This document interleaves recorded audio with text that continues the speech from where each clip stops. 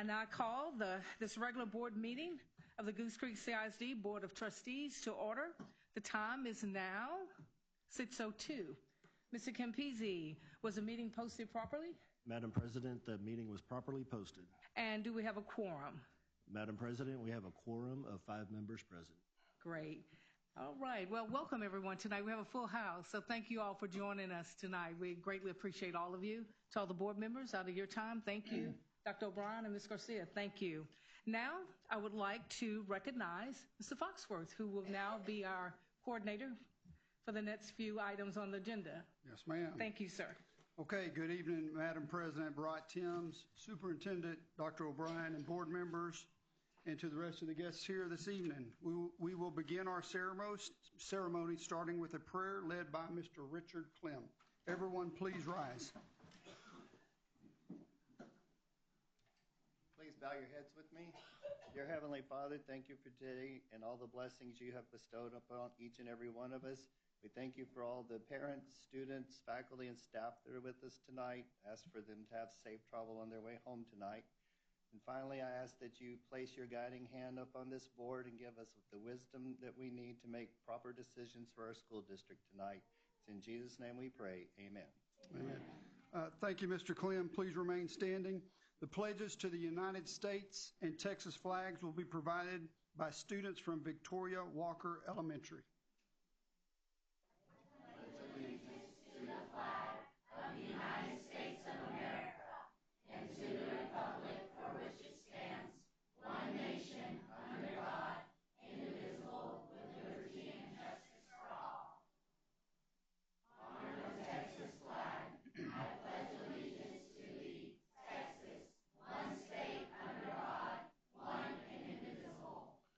Thank you, and you may be seated.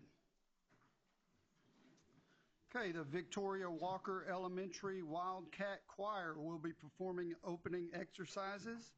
At this time, I want to recognize each one of our students who will be performing. Arav Roychowdhury,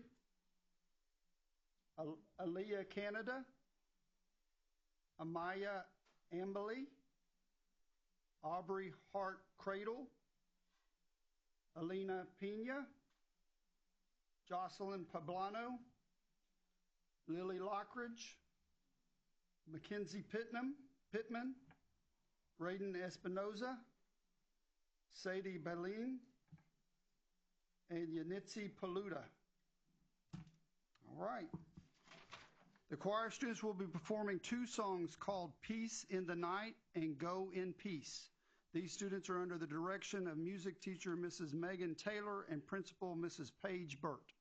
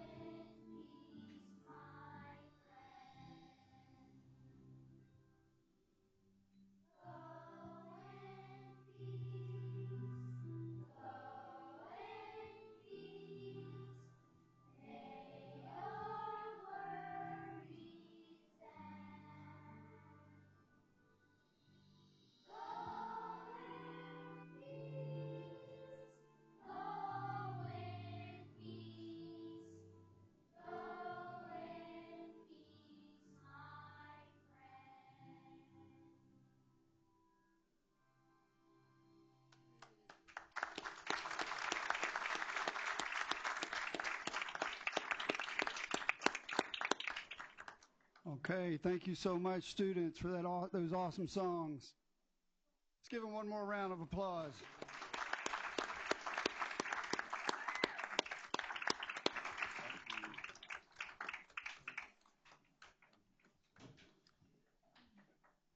Are there any parents in the room of those students in the choir that performed tonight from Victoria Walker? We want to thank y'all very much for your support.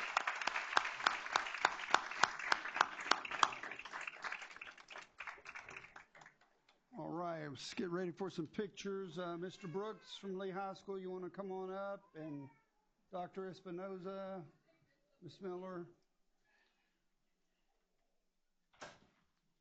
Ms. Young and Ms. Short with the Port of Houston, please come on up.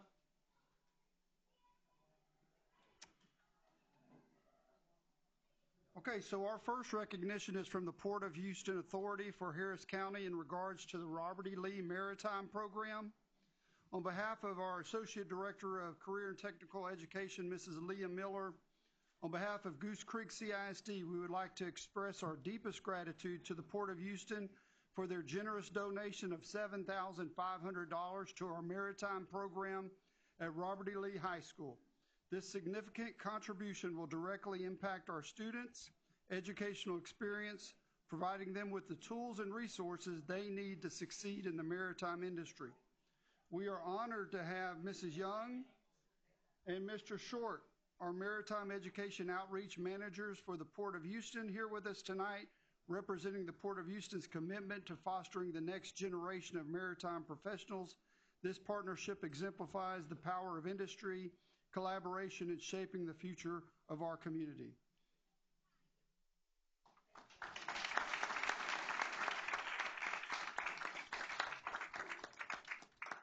Thank you again, Port of Houston, for your unwavering support to our program. All right, our second recognition is with ExxonMobil, and it is the Gandanier Scholarships. On behalf of our Associate Director of CTE, Mrs. Leah Miller, we are incredibly grateful to ExxonMobil for the generous donation of $5,000 for the scholarships for students in the Gandanier Student Organization at Robert E. Lee High School. Gandaniers is a joint program between ExxonMobil and Lee High School. ExxonMobil provides community projects, technical expertise, and supplies to give students to real-world, work-based learning opportunities. These contributions will directly support our students' pursuit of higher education. We want to extend a special thank you to Ms. Connie Tilton, Senior Advisor for Public and Government Affairs for ExxonMobil Baytown, for joining us tonight.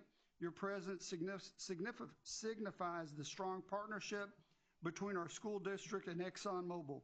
Thanks to your continued support, our students will have the opportunity to achieve their dreams and make a positive impact on our community. Thank you, ExxonMobil.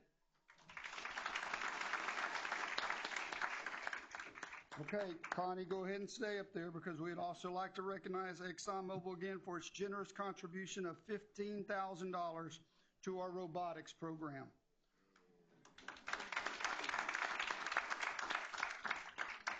Robotics plays a vital role in preparing our students for the future and fostering critical skills such as problem solving, teamwork, and innovation, while inspiring them to explore STEM career pathways.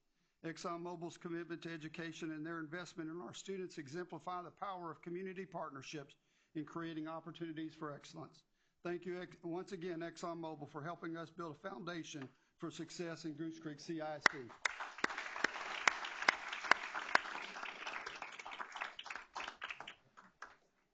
All right, one more recognition with Covestro.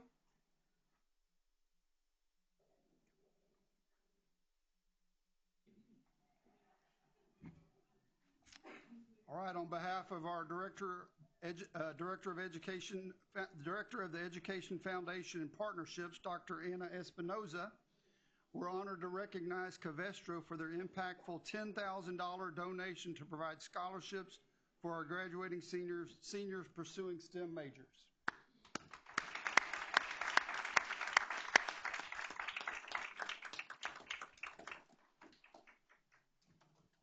Thank you, Covestro, for making a lasting impact on our students' futures and our community.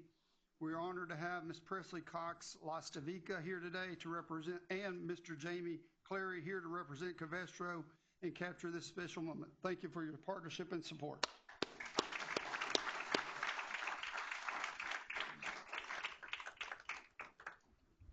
All right. Dr. Ray Levan.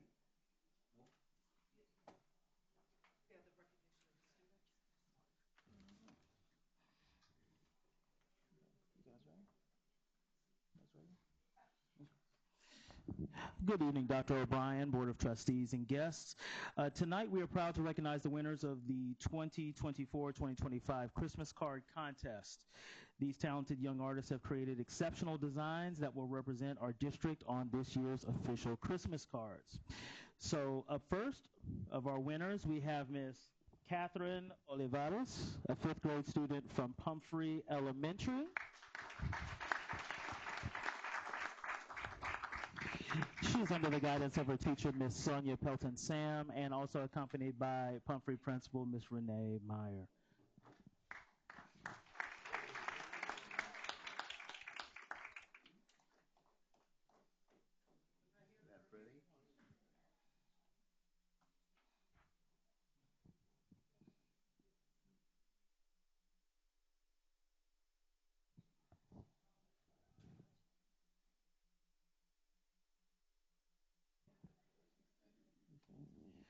Our final winner is Avril Rendon Santos, a 5th grade student from Alamo Elementary.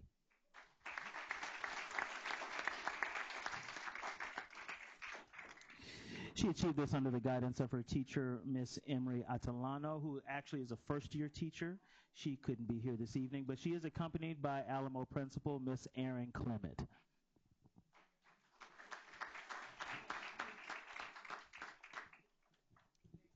Congratulations again to these outstanding students for their creativity and hard work, and we also extend our appreciation to their teachers and families for supporting and encouraging their artistic talents. Let's give them one final big round of applause.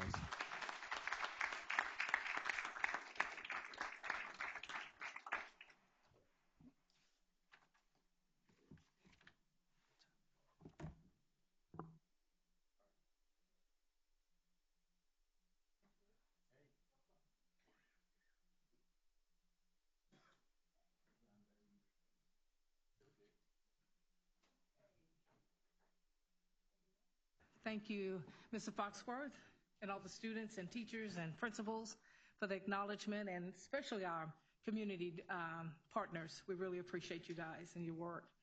Now we will move to item number 4, public hearing. I'm going to yield to you, Dr. O'Brien, on our public hearing. The public hearing to discuss the school's first finance rating system of Texas. So I'm going to yield to you. Just for the record, thank you very much, Madam Thank you. President. And just for the record, I want to show that Mr. Renteria arrived at 6:12. For our public hearing, we have Ms. Bridget Clark here to report on the School First Financial Integrity Rating System of Texas 2024 Financial Management Report for the School First Rating public hearing. As a public hearing, we would ask that you allow Ms. Clark to complete her report, but being that it is a public hearing, you may comment from the audience if you have questions for Ms. Clark or anyone else on the administrative team following her presentation. Welcome. Thank you, Dr. O'Brien, and good evening, President Barat Timms, trustees, and distinguished guests. This evening we have the, as Dr. O'Brien mentioned, the first ratings, which we're required to present as was passed in the 76th legislature. So with that, we will get right into it. And I'll steal my own thunder and tell you that for 21 consecutive years, we have received the superior rating as a district, which is the highest rating. So congratulations. And it's the entire district and the entire team. So it's not just a finance thing. So congratulations to all. All right, so what is School First? It is an accountability system that monitors and reviews our financial system and our financial management, basically. The objectives of FIRST are, they're supposed to be simple and understandable. I'm not sure they hit the mark on that all the time, but they try. It is applicable to all districts. All districts are required to comply with it. And it is an early warning system for school districts who might be in distress. So it's on a normal grading scale as what we're used to. There's the A, B, and C, of course, and then there is no D. It just goes, if you get below 70, it's going to be an F.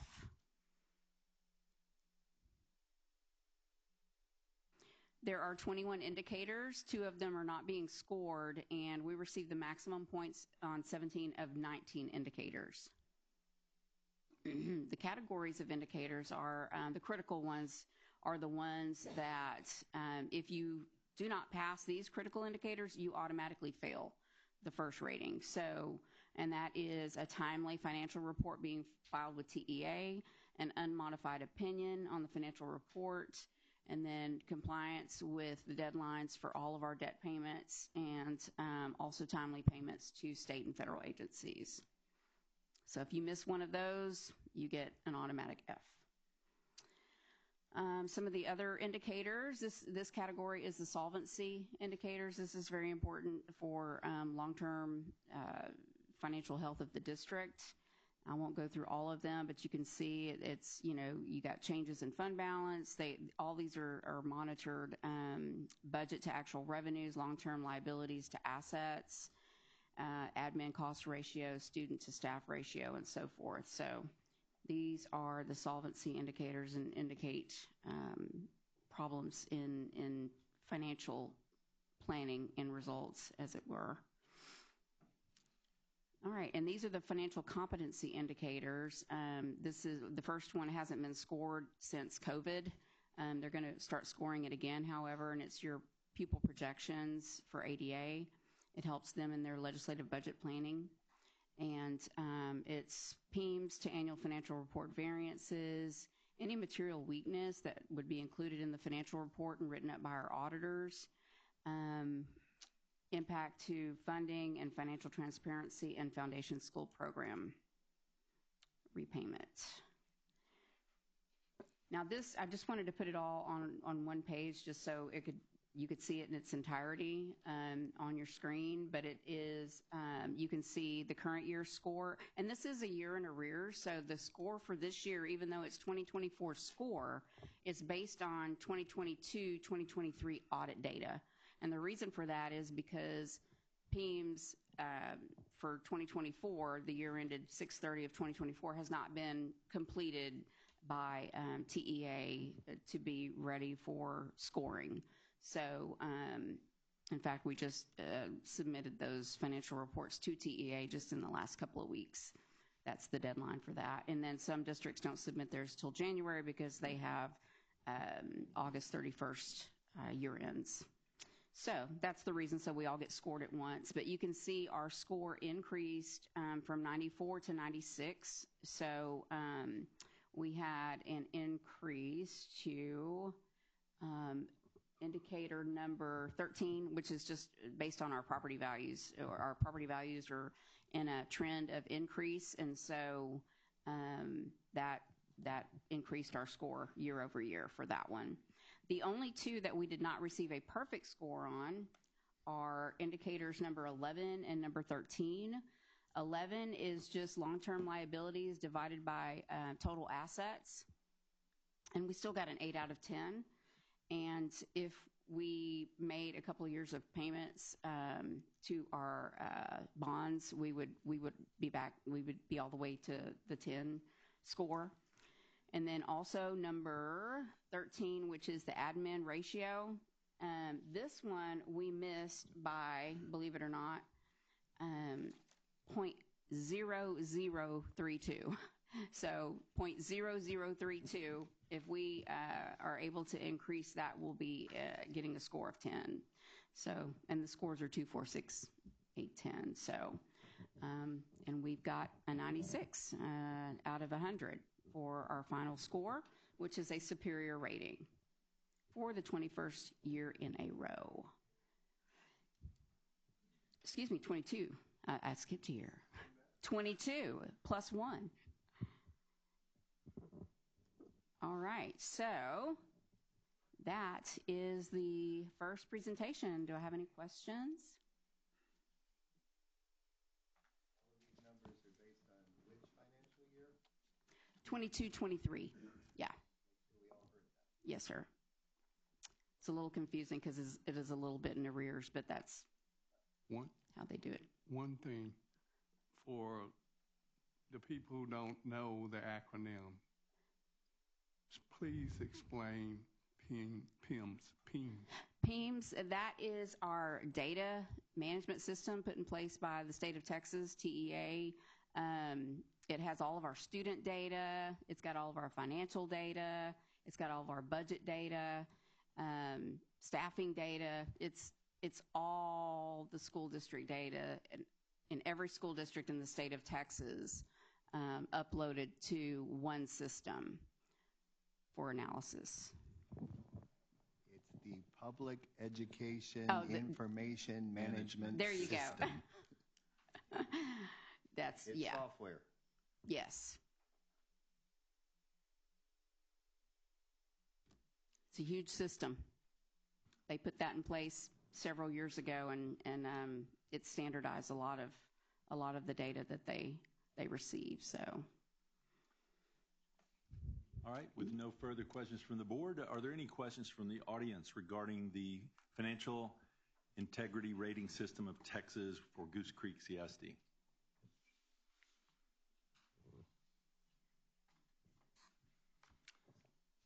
All right, Madam President, we'll turn it back to you for number 5, citizens participation. Thank you, Dr. O'Brien. Thank you. We appreciate that. Clark. Thank you, Ms. Clark. Very good presentation. And Thank you. the whole team, keep up the good work. We like to see those good Indeed. things. Okay, now we move into item number 5 on our agenda, citizens participation, information and requirements. Citizen participation is the time that the board will hear public concerns or public comments from those who have properly signed up to address the board. At regular board meetings, the board shall permit public comments regardless of whether the topic is on the agenda or posted with notice of the meeting. General public comments is limited to no more than 30 minutes per meeting. At all other board meetings, public comments shall be limited to open session item on the agenda posted with notice of the meeting. Each speaker is reminded that he or she is limited in his or her presentation to a maximum of 3 minutes. Mr. Campisi, our board secretary, will be presiding and our timekeeper for tonight, and that he or she should respect confidentiality concerns and refrain from attacking the personal character of any individual student, staff member, or board member in addressing concerns or comments. Pursuant to state law and board policy, be legal, the board cannot consider or take action on concerns at this meeting unless they pertain to an item on the posted agenda for this meeting. Any deliberation or decisions on an item that is not posted for consideration at this meeting shall be limited to a proposal to place the subject on the agenda for further future meetings. As we have quite a few to speak tonight, so I'm going to ask everyone's patience, and we're going to make sure that we give everyone the allotted time tonight because we think everyone speaking tonight is important for us to hear. So first on our guest card we have is, yeah, I'm okay, I'm moving forward. Okay, we have Tara Cornelius. You will come to the mic here. Mr. Campisi will let you know when to start, and each will follow suit as of that, and I will call the next person after her. Thank you. Good evening. Is your microphone on, the green light? Okay, very good. Your 3 minutes will start. When you begin speaking, I'll let you know when you have 1 minute remaining, and then I'll stop you at 3 minutes. You can start when you're ready. Okay, thank you. My name is Tara Cornelius. I've had the opportunity and the honor to being an educator at Lamar Elementary for the past 20 years. During this time, I've dedicated myself to the success of our students, the growth of our community, and creating an environment where every child can thrive. Lamar is not just my workplace, it's my second home, and the families we serve are like family to me. First, I wanted to express that the recommendation to repurpose Lamar came as a shock to our staff. We were not informed that our school was under consideration for closure until after the 2035 committee's recommendation vote. I learned of it from someone outside of our campus. As educators, we are deeply invested in the future of our school, the well-being of our children who walk through our doors every day, yet it seems the voices of those who know this school best, our staff and administration, were excluded from the decision-making process. When I asked Central Administration why there was no staff representation from Lamar, Asheville, Smith, or Carver Elementary, I was told that they wanted to leave emotions out of the discussion. The district's core values state that we are committed to creating a culture of mutual respect, dignity, and transparency to build trust with each other and those we serve. This proposal, made without consultation with the people who understand the intricacies of Lamar Elementary, feels like a violation of those values. We were not given the opportunity to share our perspectives, offer input, or even be informed about the factors behind this decision. The lack of transparency undermines the trust we've worked so hard to build within our school community. Lamar is more than just a building. It's a cornerstone of the neighborhood, providing not only education, but also support, care, and encouragement for every student. Our staff works tirelessly to create a safe, welcoming environment for every child who walks through the door. If we are truly committed to a culture of transparency and mutual respect, we must involve those who are invested in Lamar, our teachers, staff, parents, and students. We see firsthand the impact this school has on our community, and we understand its unique challenges and strengths. We should be part of any conversation about its future. I ask you as a board to reconsider this proposal, not just because of the academic and emotional impact it will have on our students, but also because of the message it sends to the educators and staff who have dedicated their careers to shaping the future of this district. Transparency, mutual respect, and dignity are not just words. They must be upheld in every decision, especially one as significant as the closure of a school. Thank you for your time and consideration. I hope we can work together to find a solution that reflects the best interest of our students, staff, and community. Thank you, Ms. Cornelia.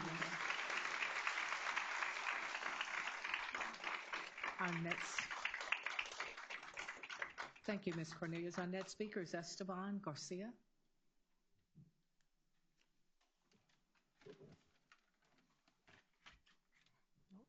Good afternoon, everyone.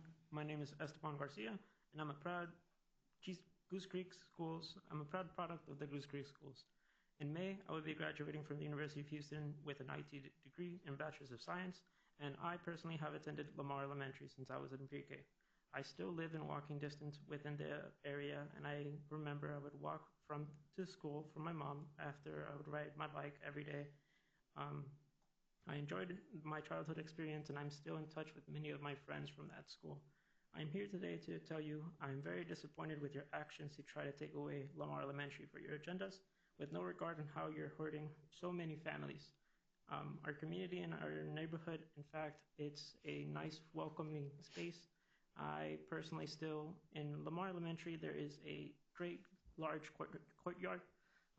After hours, from 6 to 9, I believe, it is involved for free to the public to have the opportunity to feel safe and to use the park to up to their desires. I personally use that park and feel very nice and safe and secure, seeing the community is there for us. Overall, seeing that the fact that you're trying to take away this building to make it used for 3 different programs is just absurd to me. I recently heard from friends in the district that they're trying to make 3 programs fit into 1. I personally think that you guys should consider taking other buildings that you have across town. And these buildings that are the tech building next to the Alamo, I rarely see people there, and I know you guys have those as workshops and centralized equipment. And I also see that in Alexander, there's a very large building that is considered the wellness center. I believe that this one hardly gets ever used. I believe that you guys can take these funds and make them into 1. And I also, honestly, I just wanted to say that Lamar is very special to me and the neighborhood, and they were able to help me and my family very much with them. And lastly, just seeing that a lot of population is growing in the north side, you're not forgetting to exist of the south side, especially of Lamar Elementary, Lee High School, and all these different types of buildings, especially in the south side. There's many great things, especially in Texas Avenue and Town Square. I believe that destroying this wonderful neighborhood with the parents and the students, they would truly need to have at Lamar. If you dismantle Lamar, you would be losing a truly great elementary school in GCCISD that has. Thank you. Thank you, Mr. Garcia. Our next speaker will be Leda Suarez, if I said it correctly. Thank you.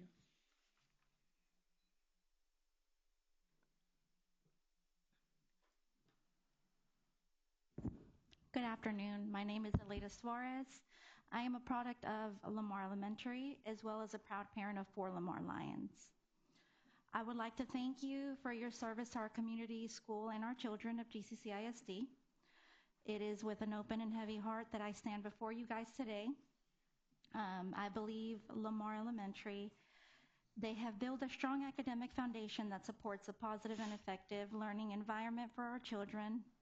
I believe sudden changes can negatively impact our school morale, performance, and community trust.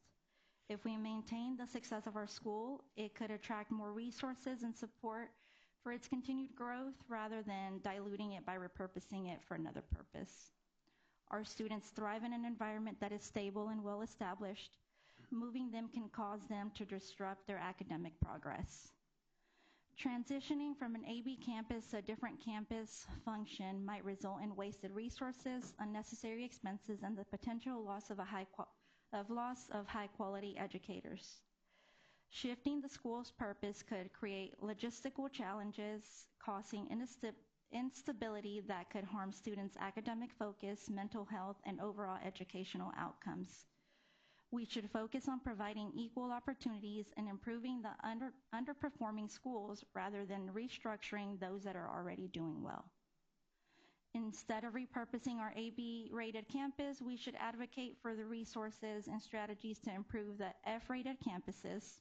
This would help balance the overall educational system without sacrificing a school that's thriving.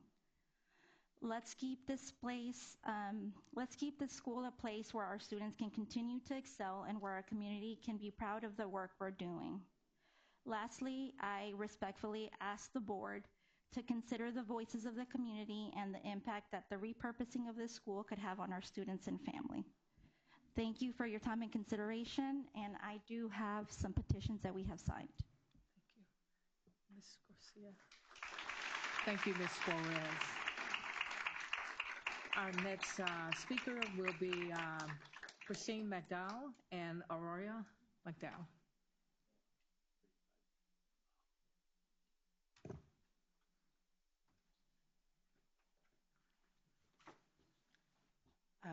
I will be speaking for 2 minutes, and she will be speaking for 1 minute.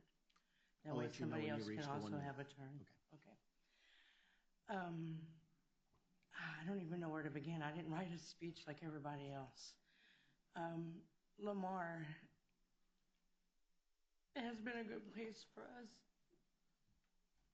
And for y'all to close a very good school with wonderful, wonderful people in it and make our children go to a school that is horrible is not right. You say that a lot of these teachers will be allocated to other places. I don't see that, and neither do they, from the ones that I talked to. It is a wonderful school. I had so much I wanted to say, but I didn't know there was a time limit. When Aria first started, she got bullied, and they addressed it immediately. And from what I understand from my sister at Asheville Smith, where y'all will make us go, they do nothing about bullying. Her son almost killed himself because of the bullying at Asheville Smith. I'm not putting my daughter through that. We have lived in our house for 6 years. We were going to buy it, and now that is out the window if you close Lamar. We will have to move and uproot, and I have a second family that lives with me because they cannot support themselves. My son, his wife, and 3 children. He just does not make enough to support them. So they live with us, and then now if we have to move, I do not know what's going to happen to them because they have nowhere else to go, and nobody's going to take us. 8 people. We have a huge house right now, and we pay very little, and it's a very beautiful house in a very beautiful neighborhood. Look at all these people here. All these people want the same thing. 1 minute. We all want to stay at Lamar. Go ahead, you can speak.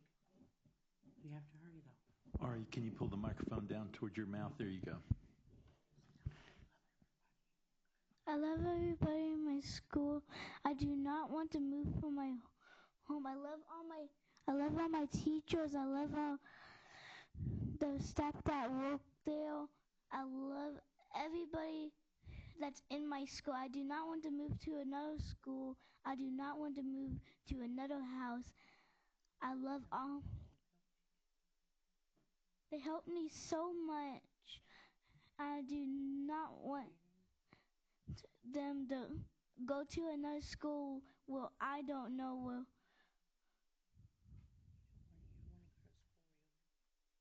I don't want to go to a school where I will get bullied. I've been learning so much of my teachers. I've been learning a lot of math, a lot of reading. I've been learning a lot in my school. I've been learning a lot with my teachers. I do not. Helped her so much. She had surgery on her feet, and she was unable to go to gym. So Coach Garcia, who was my son's 28, 27 years old, he was their coach all through elementary. And now he is her coach from kindergarten, first grade, and second grade. And he got together with Miss Eason, and she is with Miss Eason right now until she is able to go back to PE. This is what I'm talking about. These are teachers that look out for my child. Miss Hernandez, the front office lady, took care of my child in kindergarten when we did not have a nurse anymore. Thank you. Time has expired. Okay. Thank you, Ms. McDowell and Arroyo. Very good job. Our next speaker will be Gonzalo Espinoza.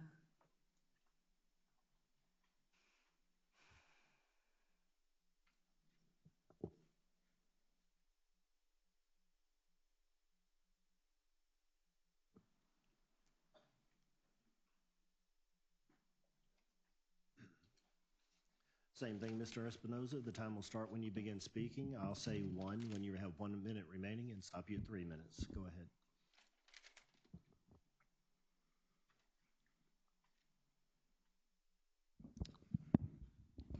All righty. Good evening. First of all, tonight I'm here not just as a parent, but as a soccer coach. You might wonder, what does a coach have to do with all of this, right? Well, on my team, my soccer team, just alone, I have 12 players that are associated with Lamar. Right? When I first heard about this issue with the closure of Lamar, I asked one of the parents if they saw it coming, right, last week. She said, no, they just gave us a letter on December 2nd, which is 1 week ago. I said, December 2nd, a week ago, for a matter this big? She said, yes. When I looked into it further, I discovered that the district sent a digital announcement through Parent Squared on November 15th, and they said the lack of community response was glaring, right? So that's when I realized the district doesn't fully understand the demographics of the families that are zoned to Lamar. I just don't get it. For context, 7 out of my 12 players' parents, that's nearly 60% of those people, don't speak any English at all, and have an education below 5th grade. Many of them work multiple wage jobs to make ends meet. We're talking about fast food, long hours. They depend on their children to help them with technology and translation. Yet the district and their communication team expects these parents to respond to an email survey and a Parent Square announcement. Come on now. Okay, that's just knowing who your people are. If the district had engaged with teachers the way that they should and the community, you would know that the lack of response is not a lack of willingness to participate in this. It's a lack of resource and education. Many of these families are not tech savvy. They are not capable, and they are not financially stable, let alone they're trying to survive. As you can see, most of these parents back there, they learned from this from a letter last week. Imagine if we would have sent that letter out maybe 2-3 months ago, right? Transparency. Okay, just for an example out of my parents. One of these parents, the parents that actually encouraged me to speak, she's not here today. 1 minute. She works a nine-hour, a minimum wage job, right? But guess what? She had to go work. She could have missed 2 hours, $18, because her gas is cut off, right? Yet again, we expect transparency. And all of this is clear that communication wasn't, the communication team didn't consider this matter urgent enough to warrant a physical letter. We all know that when the district seems something that's important, they always send letters.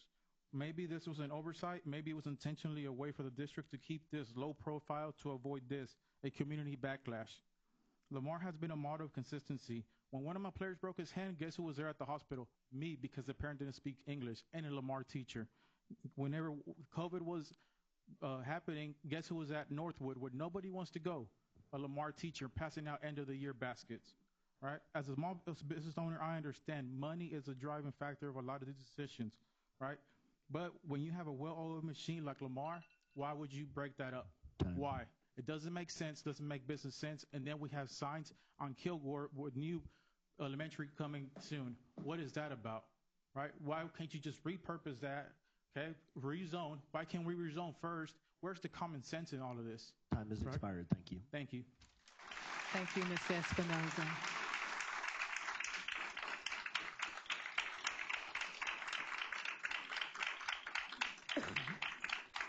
Our next speaker is Mr. Michael Flores.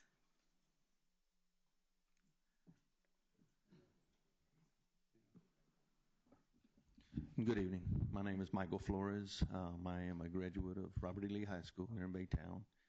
I'm a Houston police officer for the last 32 years. The reason I'm speaking here today is because my wife is a teacher at Lamar for the last 10 years. And I've gotten to go to the school a lot of time. They've asked me to come in my official capacity as an officer to participate in different activities that they have at the school.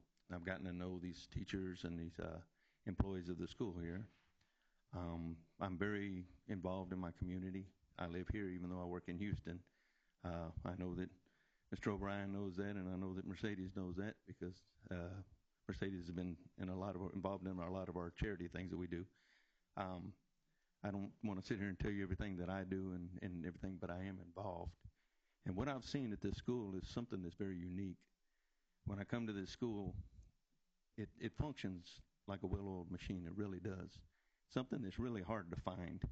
I teach in A-Leaf ISD, and for the last 12 years, I've taught the Gang Resistance Education and Training program there as part of my job description for the Houston Police Department.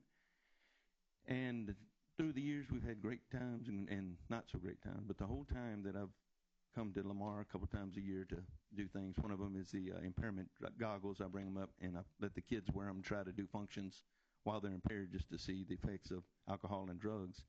I think the teachers like it as much as the kids do because I have to wait until the kids are done and then stay a little longer. But, they're a family. They really are. And in schools, we do a lot of teaching for Region 4 Education Center. We're partners with them. And what I'm always hearing is that they're looking to try to make these schools to be exactly what Lamar is. These guys are friends outside of their family, outside of that. And I would hate to see something like that disappear if there is another way around it. I understand that there's decisions that have to be made financially and otherwise depending on attendance. But attendance will go back up. It always does. It comes down and it goes up. I just don't think that you're going to find this somewhere. And if you split these teachers up, you're not going to have the same family type thing that they've got right there. It's not just the teachers. It's also the families there. I'm just amazed at how many parents and stuff come up to the schools for participation.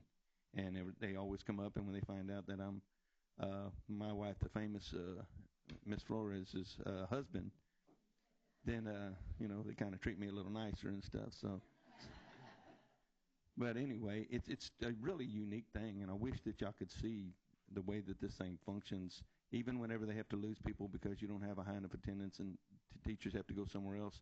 They fill in for each other, and they do that, and they work so well together. And as a police officer, that's important to me to be able to have a team like that, and I'm blessed enough to have that. So I know how that works. And I just ask that you guys will think about that and give it a little thought. Thank you very much for your time. Thank you, Mr. Flores. Our next speaker is Angelica Hernandez, please. Ms. Hernandez. And following her will be Elisa Garcia.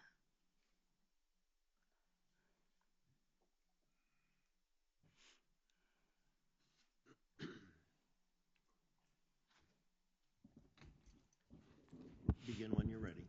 Okay. I'm just like everybody else. I didn't have anything ready. I'm just going to say my son's Ben Lamar. He's 23 years old. I have an 18-year-old that's going to graduate from Impact. And then I have a 7-year-old. I don't know where to close because it's a family orientation. They're just like what he said. They're together and they're always there for each other. If the little kids need help, they're there to help them. They're there. Everybody in the school. Y'all just please think about not closing it, please. Because it's a really, really good school. My kid's in Impact. He's going to graduate. He's wanting to go to Rise. He went through Lamar. My 23-year-old went through Lamar. My daughter's going through Lamar. I want her to finish through Lamar. Y'all please think about not closing it. She doesn't want to move to another school. She loves all the teachers that are there. She loves all her friends. She loves everybody there. So just please think about not closing it. And that's what everybody wants. Thank you. Thank you, Ms. Hernandez. Next is Elisa Garcia, and then following her is Marissa Douglas.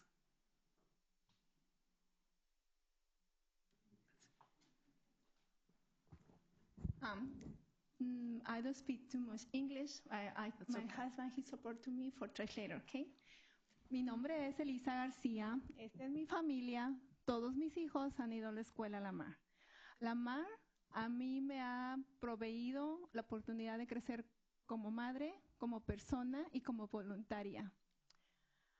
Todos mis hijos han cursado la escuela ahí, pero me han brindado una segunda casa.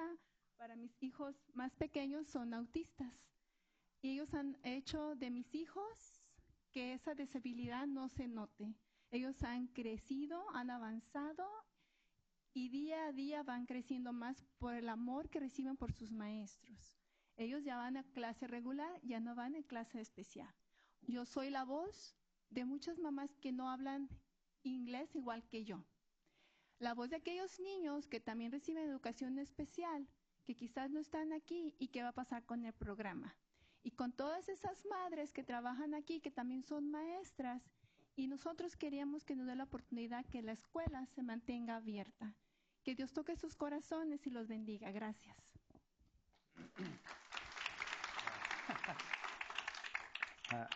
My name is Andy Garcia. I'm the parents of these kids. And Lamar is the only school with a special need of kids with discapacity. And they help him a lot. When I saw him, my kids, their writing, it was horrible. They were not writing online, out of line, big letters or small letters. Now, I see their writing. I can understand what they're writing. I can understand what they're reading because Lamar Elementary School, the special need of those kids. There's another school with these needs for those kids. So they help them a lot to understand, to behave, and I live two blocks away from that school. They walk to the school. If they move them, I got, like I said, 5 kids. I had to drive every kid to different school because we don't know where they're going to place them at yet. Especially they're going to take them to the other school or not, because the other school, they're going to be full. We're going to be waiting for them to find a school for them, and especially with the needs they need. I don't think so. I mean, Lamar School is our house. That's why we bought the house right there, because it was close to our school and the special needs for our kids. All my kids, they've been there. Now they are Lehigh. My third kid's going to be to junior high. And the twins, they're still going to be at Lamar, but it's not going to be no more Lamar because you're trying to close it. And they need the special needs for those kids. Their autism, the other kids are more severe, and we need that school to be open for that. Time. Thank you for your. Thank you, Mr. and Ms. Garcia and your family. Our last speaker on this subject is Marissa Douglas, please.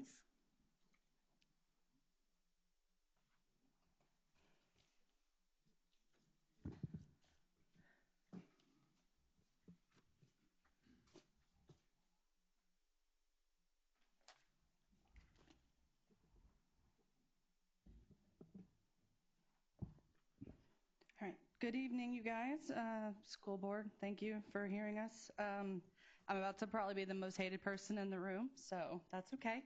I'm part of Goose Creek 2035, the long-term planning committee, and we reviewed a lot of factual data presented by Judy, who's here tonight, and VLK. Unfortunately, the reality is we have many schools on the south end that are under capacity, not just Lamar, obviously Ashbel Smith as well. The numbers that we were given do not show that they're going to increase. They show a decline. So choices do have to be made.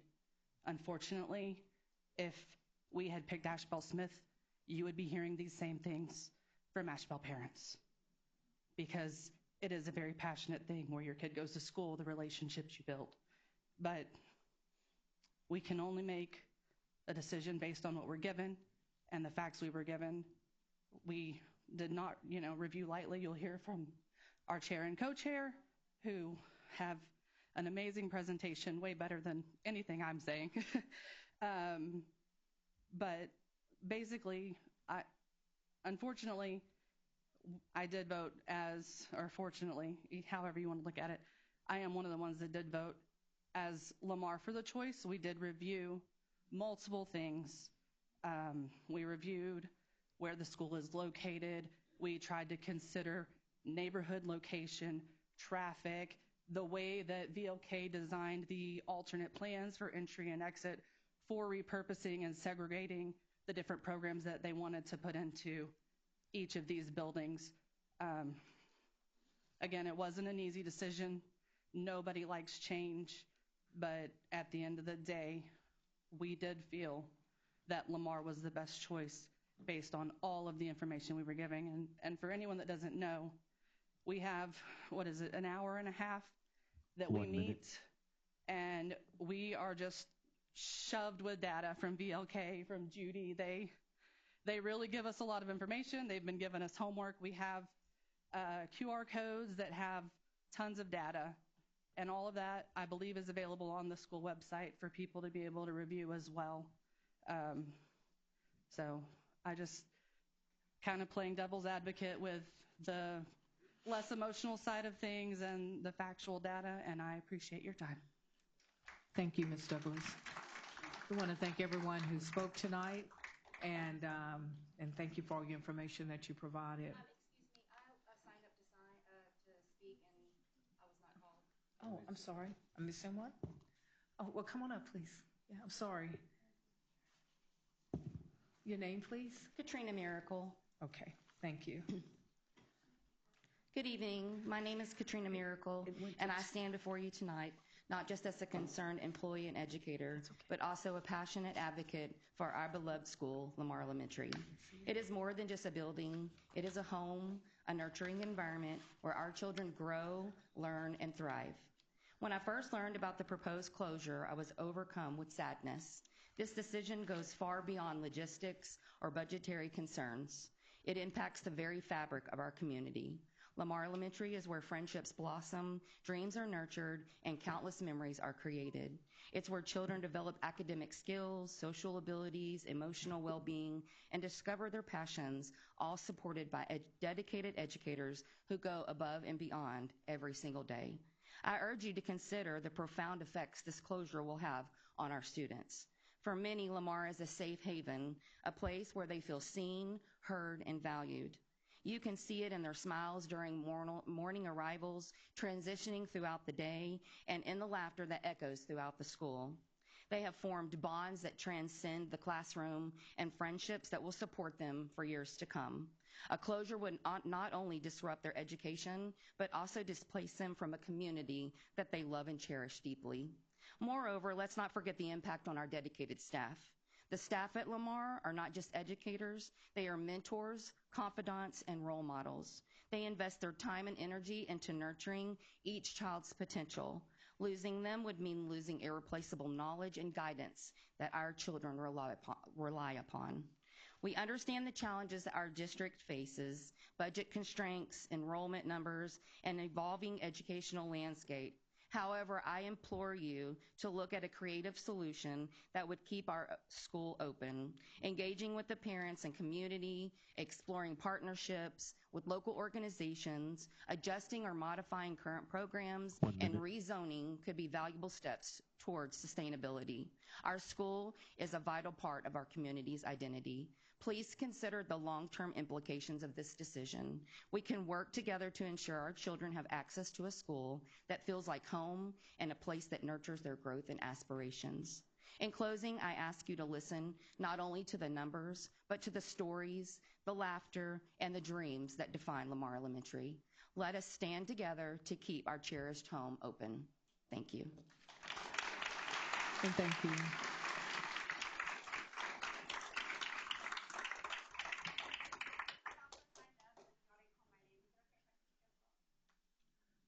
Did you sign up?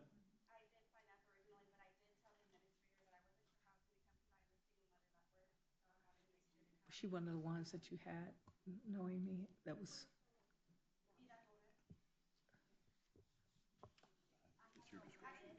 Huh? Okay.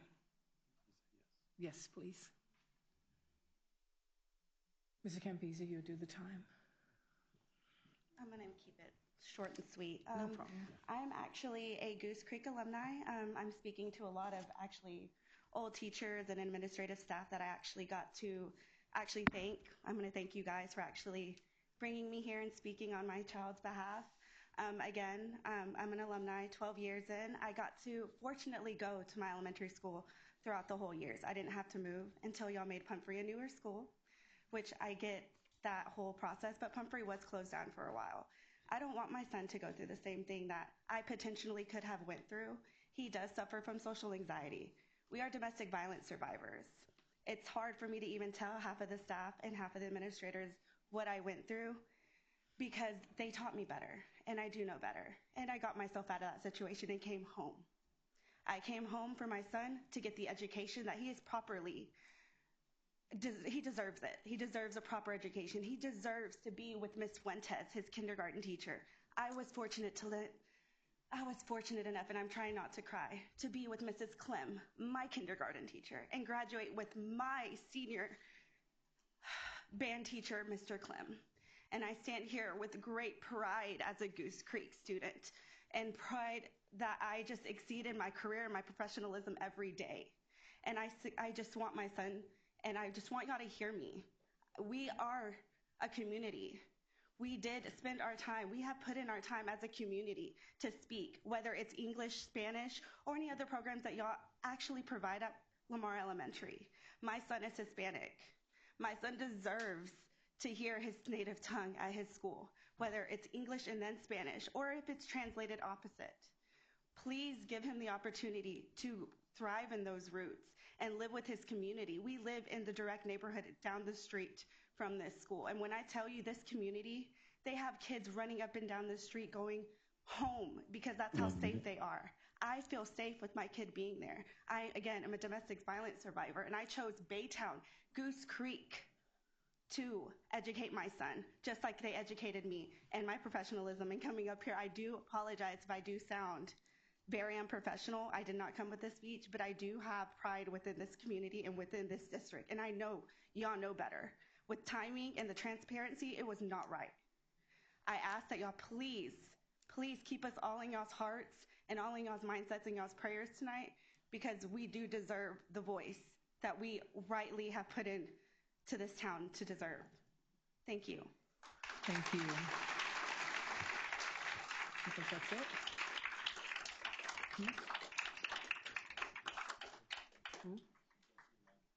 Oh, and we have, Jesse arrived at 6:50. Thank you, Jesse. All right, I think that's all of our speakers on that topic. And make sure that we have everyone that wanted to speak has spoken. And thank you all for all your words tonight. We really appreciate you coming forward. Now we would like to call a special guest up, Mr. Rick Waltershire. Say it for me. Waltershire. He's head of our transportation department for Goose Creek CISD, and he has a special announcement to make. Really not an announcement. It's kind of publicly known. I'm retiring, and my wife is retiring this year. Thank you. And I just wanted to come up here, and I know she's here to support me, but as a district administrator, it's meant a lot to have the backing of not only the community, but the board. I came here 17, 15, I don't know how long ago, a long time ago. 15 years ago. 16 for me, 15 for you. And when I came here with one goal in mind, and that's to leave a legacy, a positive legacy. When I came here, every school bus was late to school. We don't have those issues anymore. When I came here, we had snaggletooth buses left and right, and the average bus was 17 years old, and only 3 of them had air conditioners, or 7 of them had air conditioners. Now every bus has air conditioners. When I was here, we had the same number of routes as we do today, so that tells me that we've grown, but our efficiency has gotten better. Today, we have GPS on every school bus, and every parent can now see where their school bus is. To me, that's generational, and I wanted to thank the board. And there has been a number of boards in that number of years, and a few superintendents as well. But I want to let you know that, Dr. O'Brien, you've been the best superintendent my 27 years. Board, you have been the best board I have ever worked with and for. Baytown, I love you. You've made me a Baytonian, and I thank you for it, because this little boy here and this little girl grew up on the same gravel road. She had 40, and I had 40 in my class, and she had 12. 20. She's still correcting me after 27 years. Baytown, I know this is difficult. Your school, it's difficult. Tonight, I didn't plan on talking about Lamar, and I didn't plan on talking about school zone change. What I planned on talking about was a legacy. I have here something that a community member gave me 10, 15 years ago, and it was found in a gas station covering a rat hole so that the rats wouldn't get in. I'm going to read the very beginning of it. This is from 1967. Dear parents, our community has adopted a school desegregation plan. We will no longer separate schools for children of different races. The desegregation plan has been accepted by the United States Office of Education under the Civil Rights Act of 1964. School board, this was a big zoning change, wasn't it? And I can guarantee you there were parents that were not for it. But it was the right thing to do. I've never known this board to do the wrong thing. Oh, okay. What I will say is that I know this board to have good intentions, student-centered intentions, and this administration to do the same. I encourage you to do the right thing.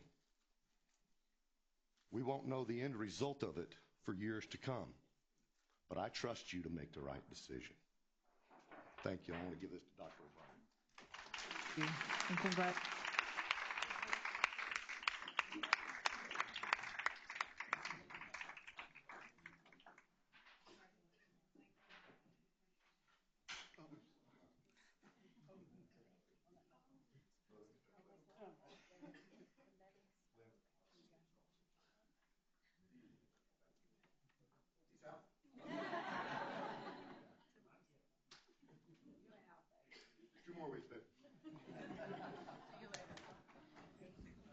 Thank you both. What an honor. Okay. All right, we will move on to our next item, number 6 on our board agenda, and it's approval of our minutes. The minutes for the last regular board meeting on November the 11th, 2024 was provided to each board member, and you should have had those. Do I have a motion on this agenda item? So moved. Second. Second, it was motion by Mr. Campese and second by Mr. Renteria. To approve this item, do we have any discussion? Okay. All in favor, please raise your hand for approval. 2, 3, 5, 6, 7, 4, and 0 against. And motion carries. Thank you. Okay, Dr. O'Brien, I'm going to yield to you for the next 7, item number 7. Discussion item 7A, Superintendent's Report, 7A1, Goose Creek Foundation Report, 7A2, Safe and Secure School Report, and 7A3, Goose Creek 2035 Long Range Facility Planning Report. So I yield to you to move forward. Thank you very much. We do have a few reports this evening. First of all, I would call up Dr. Anna Espinosa. She will be presenting the Goose Creek CISD Education Foundation, along with Adelina Abshire, the president of that foundation. Welcome, ladies. Welcome.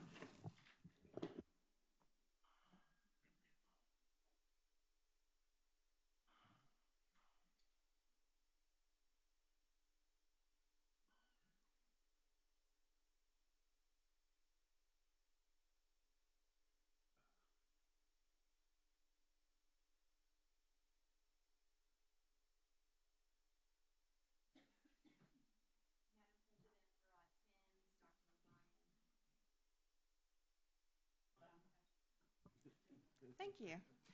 Madam President Barat-Timms, Dr. O'Brien, and Board of Trustees, I'm Dr. Anna Espinoza. I'm the Director of the Education Foundation and Partnerships, and I'm joined tonight by Adelina Gomez-Abshire. She is our Education Foundation Board President, and we are here to talk to you about kind of the functionality of what we've been doing for the last year within the Education Foundation. And you'll find that I gave each of you a copy of our annual report, hot off the press today. And so you'll be able to see some more information and read some stories about what we're doing. We will also be on your agenda in the spring, at some point late spring.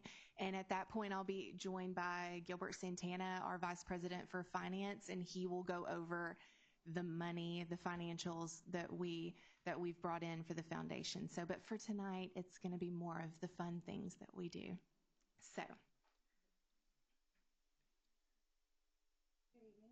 Good evening. Can you hear me now? I'm Adelina Gomez-Abshire, the current president for the Education Foundation. I'm honored to be part of the Education Foundation for many years now. The Education Foundation was founded in 2009 as a nonprofit organization, and it is composed by many community members, 30 of community members, and we all work hard for the vision and the mission of the foundation, which is collaborating with our community and bringing in resources for teachers and finding opportunities for us to raise money to bring up grants. We also have the superintendent and 2 members from the Board of Trustees, part of our foundation board. I am part of the foundation because my husband's an educator and I understand the many challenges that they face. And that's why I decided to be part of the foundation. Not only that, the credit union that I work for, it's about people helping people. And I believe that investing in the teachers also is a way of trickling down to students. So that's why we're heavily invested in the Education Foundation.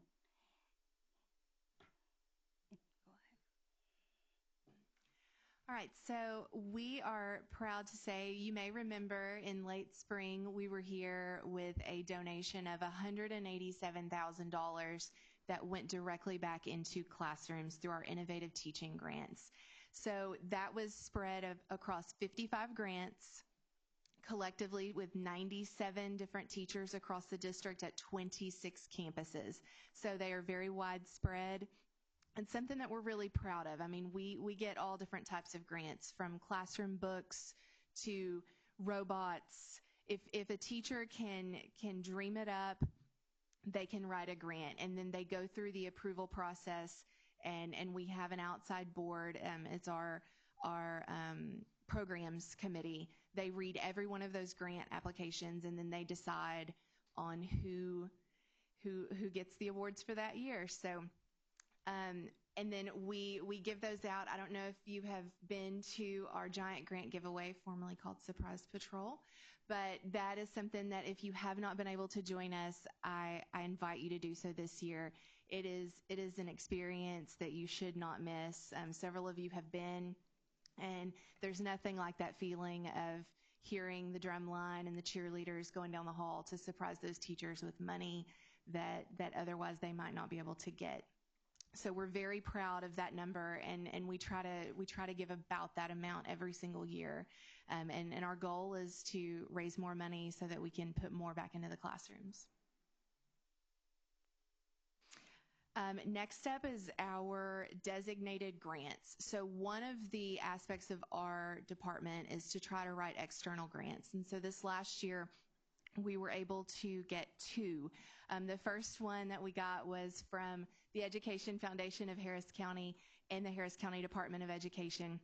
We collectively got a $10,000 grant from them for bilingual books for our students.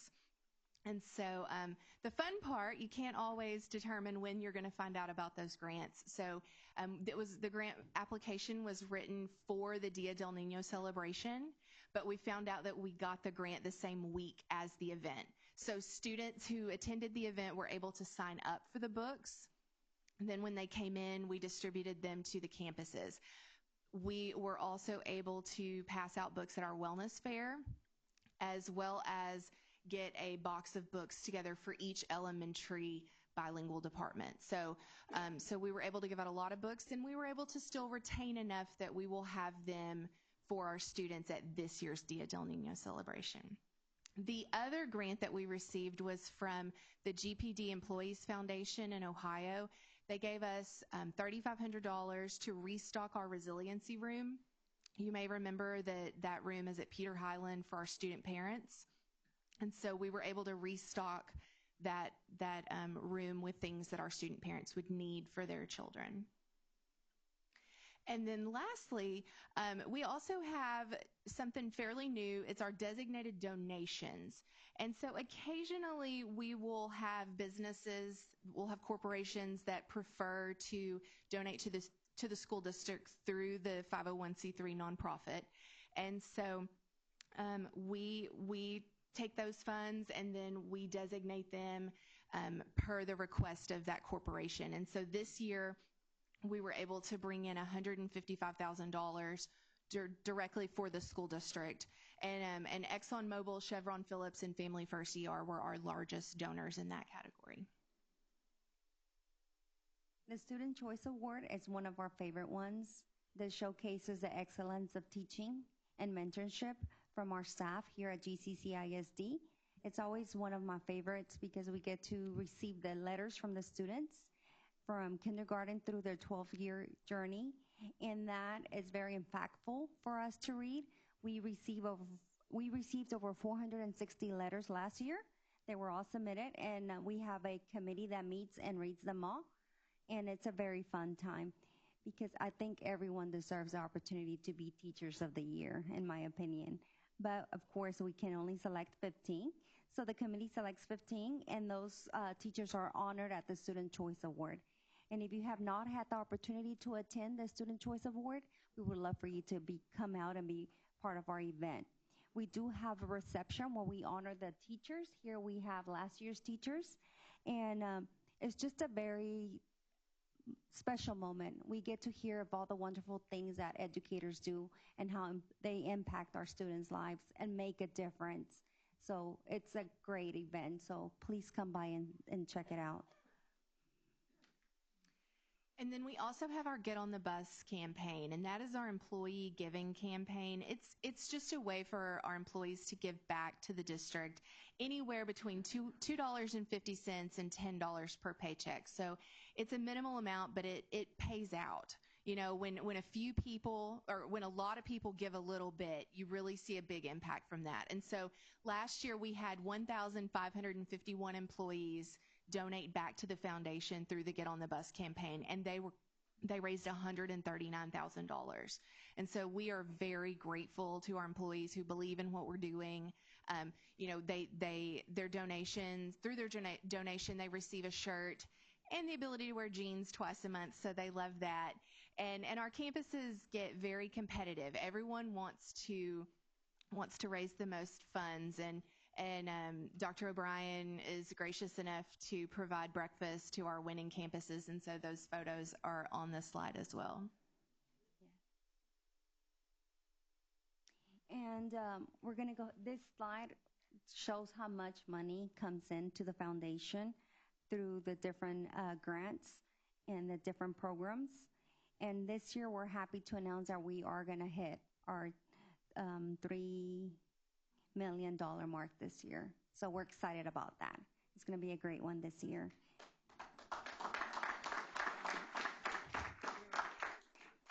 Thank you so much for the opportunity to have us here today. Do you have any questions? No? Okay. Thank you for the partnership. Thank you for everything that you do as an education foundation. Ms. Adelina, that partnership is amazing, and we're just thankful that it carries on. Year 14, 13, 14, do we know? 14, 2009. Yeah. Thank you very much. Thank you.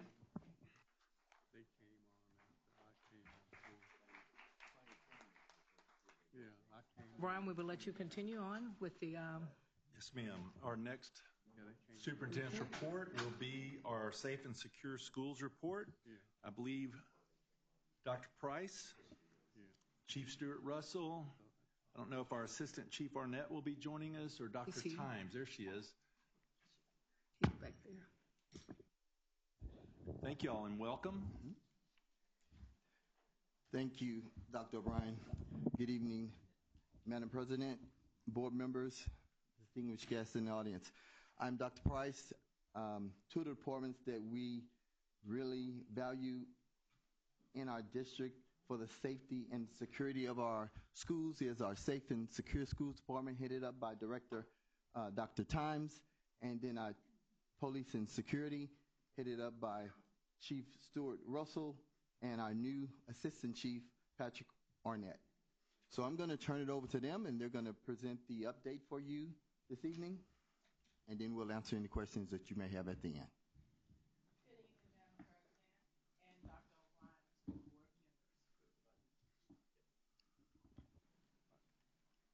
members. Good afternoon. I'd like to start this presentation with informing the committee that the board that recently had the opportunity to participate with Chambers County Local Emergency Planning Committee and Mutual Aid Mount Bellevue in an effort for an exercise that simulated a gas leak.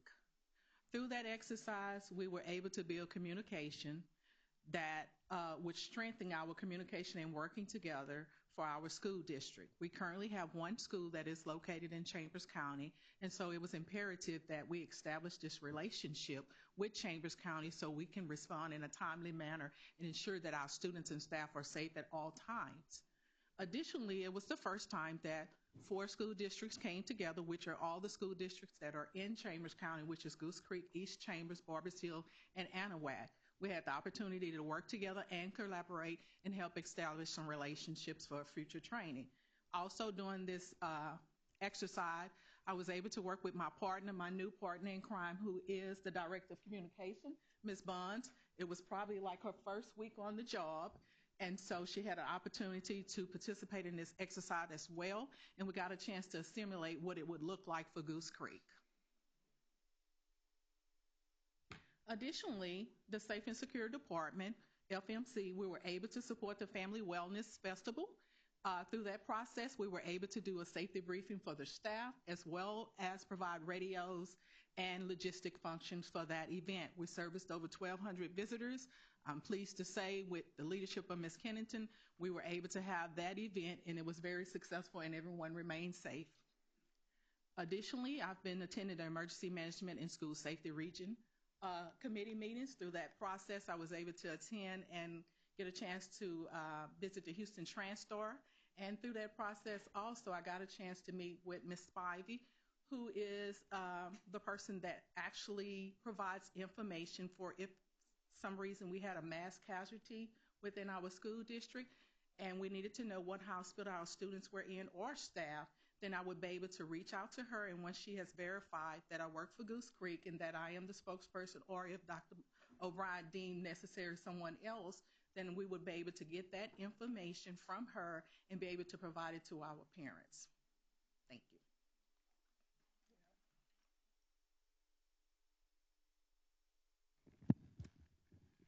Good evening. I just wanted to give you an update on the police department. Since this summer, we've hired 5 new officers. Matter of fact, one of them today showed up, a 2014 graduate from GCM. He worked for Harris County for a little bit and also the city of Baytown, so today was his first day. Very happy to say that. A large part of our efforts right now are trying to get back to staff. We are kind of shorthanded, but we're getting everything covered. It's taken a little bit of a toll on some of the staff, some of the hours they're working, but I tell you, they've been tremendous, positive attitude, love what they're doing, but a big priority is to get more people here to help them. So this is where we're moving to, but I really want to assure you that even though we are short-staffed right now and moving towards getting restaffed, our officers and security guards still have the time to take care of what's number one, and that's the children of our district, the thing that they love most, and we love seeing the shining faces when we go to the campuses, and it's great to build positive relationships with the students of our district, so we're very excited that we're able to still do that. And that really brings us to the end of our presentation. So if you had any questions, we'd be happy to answer. I'd also like, before I forget, Assistant Chief Arnett joined us last Monday, so he has had his first week here with us, and we're very happy to have him also. Thank you. Entertain any questions at this time? All right, thank you. I got a question. How long do you think, if it's possible, to be fully staffed? It is a good question. That is a huge challenge. I do not know of any police department in our area that is fully staffed currently. We do have a couple of good prospects that we're working on, leads. There is hope that 2 of them will come to fruition come in January. It is a very big challenge, but we're going to get there. Right now, we're trying to network and put out the good word that there's great things happening here in the school district, that the department has new leadership, that the school district has presented a very supportive plan, and that we're going to do good things here. So that's a big step in getting more people to come and apply with us. So not only get full staff, but the important part is finding the right staff, finding the right people to come into our school districts and work with our children, people that we trust, people that are kind and caring, and realize that sometimes kids make kid decisions, that everybody's not a criminal, but here to look out for the best interest of the school district and the students that are here. All right. I'd like to recommend Michael Kooky Flores. He's back there. Is he the HPD officer that spoke earlier? Yeah. I would love to visit with him in the hallway afterwards. Maybe we have some good opportunities for him. Thank you. Thank you all. Thank you. All right. Our next superintendent's report will be the GC 2035 Long Range Facilities Plan. I'll let them introduce themselves as they come up this evening. They'll be talking about various aspects of the process.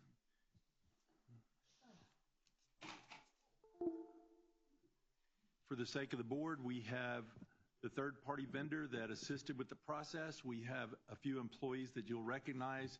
and we have citizens that participated on the effort. With that, Ms. Monica, we'll let you start at that end, and we'll just do the intros all the way down. My name is Monica Castillo with VLK. Kendall David, Executive Director of Community Engagement.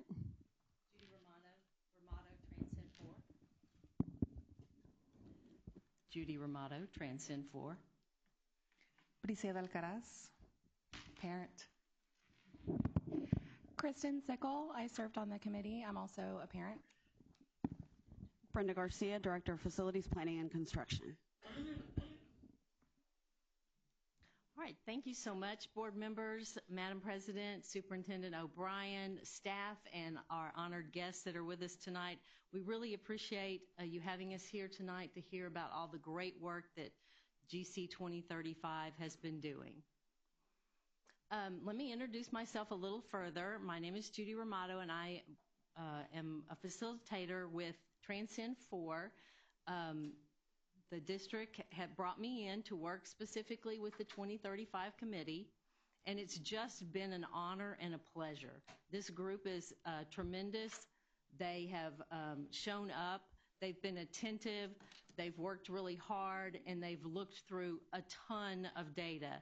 And so it's been a whirlwind, but it's been very enjoyable. I want to talk just real briefly about the Transcend 4 process, because it is a proven process that school districts across Texas have used. Two things in particular I want to talk about is our table talk process and our consensus process. And we used both of these processes with the 2035 committee. The table talk process gives every person at the table an opportunity to speak about the information that was just presented to them. The facilitators at each table go around the table and let everyone speak. And so, because you know that sometimes if you don't do that, then the person with the loudest voice ends up speaking the whole time, the time that's allotted. And we do stick to a very strict time schedule because there is so much information that needs to be presented and talked about. So this opportunity gives everyone a chance to talk and to voice their questions that they have about that data. And then the table talks about the questions that were asked and decides which one of those questions is the most burning question that we want to get answered tonight. And after the time period allotted for talk, we go around the room, and each table, someone from the table, and it's not necessarily the facilitator, one of our students spoke at almost every meeting, which was awesome. So they stand up or get the mic and they ask that burning question, and then someone from the staff that's available that night answers the question. I believe we might have had one or two questions along the way that we didn't have the answer to, but we got those answers later. Now you might ask, well, what about all those other millions of questions that people had? Well, those questions go on what we called the parking lot. And every evening after the meeting was over, I would go home and type those questions into a document that we would get answered by Friday we meet on Tuesdays, and we would get those answered by Friday with the exception of one, and that was because we had 75 questions at that meeting. It was a full parking lot, but it was a lot of great questions that were asked. And so the staff worked diligently to get all of those questions answered and typed up, and then we sent those out to the committee. So everybody on the committee had an opportunity to ask their questions and be heard. I also encourage the committee members to call me, text me, email me if you have other questions that came up, you didn't think about it until you got home, and they would do that, and then we would get those questions answered and not just send that answer out to that person, but we would send it out to the entire group. So everybody knew what the information everybody else was getting. The second process that's very important is the consensus process. We talked to the group from day one about reaching consensus. I talked to them a lot about when we introduce a new topic, you're going to have strong feelings about that topic. And you may not really like it, or you may think it's the best idea ever. So there's going to be a lot of gradients within that you're working through. But as you're going around and talking, then you see other people's points of view, and so you're able to get a greater understanding and maybe a deeper understanding of that topic. So it's really a great process, and we use it to reach consensus on a number of items that our leaders will tell you about tonight. And so I really think that Goose Creek has got a great team of dedicated volunteers that are coming to these meetings, and I think you're in really good hands with this group. At this time, I would like to introduce Monica Castillo. She is with VOK Architects, and she's going to tell you a little bit about what their group did. Well, thank you, and good evening, everyone. So VOK uses a process called the LINK process, and that helps to facilitate and ensure that the district's goals and needs are meeting the community's expectations, they're meeting leadership goals, they're meeting the curriculum plans for the district. And this takes quite a bit, a long process, and a lot of information is gathered on our end. I had a whole team, and so we have educators that work within our firm who met with district leadership, met with teachers, met with students, and really understand what it is that your district is about. And so we take that information, and we also look at your facilities and see how the facilities are equipped to meet the district's goals. And so we look at that, we look at capacity, we look at the layout and make sure that the teaching spaces are appropriate in order for the district to deliver instruction. And then we also look at what that long range could be, what every facility has needs of. And so that was all the information that was shared with the GC 2035 group. You heard a couple of people mention that there was a lot of data, and so yes, we spend a lot of time really getting to know your district, looking at your facilities, and making sure that they had the data that they needed in order to make the right decisions. At the first meeting, we talked to the group about having some members of their group be leaders, a chairman and a vice chairman. And we told them that these things that you see on the slide are the responsibilities of those two leadership roles. And I asked the entire committee to send me their name if they were interested in one of these leadership positions. And so at the third meeting, we voted, and by the way, these two ladies have been doing a fabulous job. So let me please introduce our chairpersons, Kristen Sickle, and our vice chair, Brisieda Alcaraz, and they're going to go over the bulk of the rest of the presentation. Thank you so much. Hi, my name is Kristen, and I had the distinct honor of serving as the chairperson for the GC 2035 committee. Hola, my name is Brisieda Alcaraz, or Bree, and I've had the privilege of serving as vice chairperson. First, I want to say that everything that she and I are about to present are representative of ourselves, our opinions, and our experiences on the committee, as well as representative for our experiences in that committee. These words are not influenced or our opinions by anyone else at this table. So I would like that to be known out of respect, not only for our board, but also for our admin teams and also for anyone else that's in the audience. We could take some time to introduce ourselves further as to what our ties to our schools and our community are, why we felt like we wanted to serve on this committee. I've done that all day, by the way. Why we wanted to serve on the committee and why we felt like it was important. But really, I feel like it's far more important for you guys to understand who the committee is as a whole instead of us as individuals. Oh, go back one. My bad. What matters most is that we introduce you to our GC 2035, which is composed of an incredible mix of people from all across our district. We have been given the privilege of building relationships with so many people with a vested interest in our community, those with children attending our schools and those who do not, current and retired GCCISD educators and staff, new residents, born and raised townies. It's an incredible cross-section of the Baytown and Highlands community that took a close look at our district, its needs, and how we can flex and grow to better serve our students and their families. Next, we want to call attention to the fact that we had several GCCISD high school students that attended these meetings. They actively participated in the discussions, they reviewed data with us, they asked questions, and they provided their own unique perspectives on the district as it exists now and their opinions on where they feel that we are headed. They took time away from their extracurricular activities, studying their organizations, their social lives, and I think that that really speaks not only to their character, but also the spirit that's inspired inside GCCISD. And it really brought clarity to our slogan, "Here we grow giants," and those giants are leaving legacies to raise further giants. As you see here, we have over 100 people from across the district apply to serve on GC 2035. And only 100 people were chosen across all of the board members' districts to serve.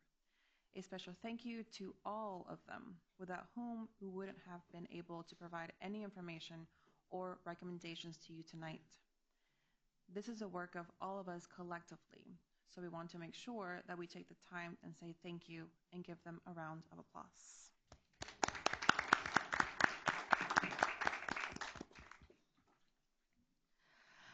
From the very beginning of the very first meeting and at the beginning of every meeting thereafter, we were consistently reminded of our responsibility, not only to our group as a whole as a committee, but also to our district and our students. We kept that purpose at the forefront of our minds and also kept in mind that we are not serving our own children, but we are serving the entire district and everyone as a whole and everyone that's impacted by GCCISD, not just now or in the next 10 years, but going forward as well.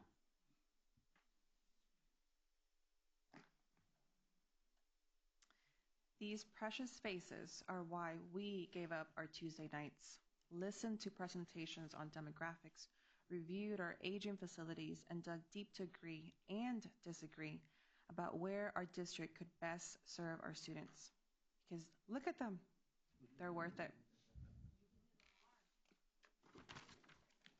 Believe me, Lamar is definitely part of all of this. I promise. I promise. Okay. Overview of the meetings. So we went through, as you can see, these were the agendas of everything that we went through, and we went through lots and lots and lots of dense and comprehensive data. Thank you to Judy and VLK Architects for putting up with us because we did not make it easy for them. We had a lot of questions, and when we felt like a question wasn't answered, it got posed in slightly a different way, and then it was posed in slightly a different way. I'm surprised that there were only 75 questions on that parking lot because it is quite a bit. We did not make it easy, and they really gave us a lot of really great information and perspective on the way that things work and the state of our district. We're very grateful also to members of the admin team and the board members that showed up at some meetings to walk around, hear the opinions of a cross-section of our community, and to answer our questions. We discussed a wide range of things, the condition of our various schools and facilities. We discussed full school funding. Where do our taxes go? That was a hot topic. Future district facility and program wishes, and we were also asked to dream along with our admin team and our board. Every single question was answered, and thank you again to Judy for making sure that every single question was answered.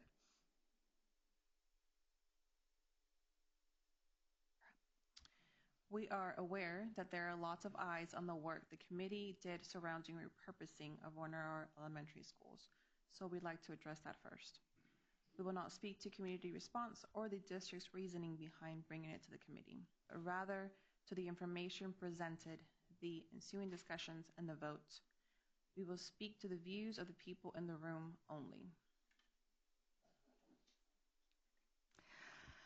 Before we go into this discussion, I think it's important to note that one of the previous slides showed the agendas of all of the previous meetings. We had, again, a ton of data that was thrown at us and a lot of issues that we discussed that everything just kind of builds and paints a picture of the status of our district and where we're at. So some of the things that we had already reviewed and discussed that the committee already had heavily weighing on our minds and on our hearts. Point Alternative Center had an unplanned move this summer to the old San Jacinto Elementary School because of new TEA requirements that took effect this summer. The committee was already aware that Peter E. Highland Center and the at-risk students that they serve, that they are under capacity. They do not have the room to serve the capacity of students that are in need for those services. We are already aware that the district is facing rezoning because of various schools that are over capacity and other schools that are under capacity.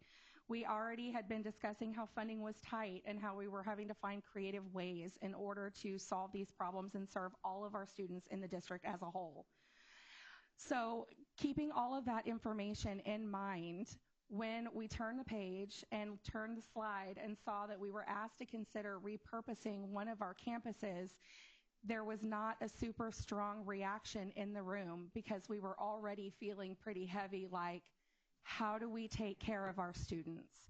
How do we take care of every student at every campus, every student that's at risk, every student that needs to be safe, welcome, wanted, and supported, and be educated?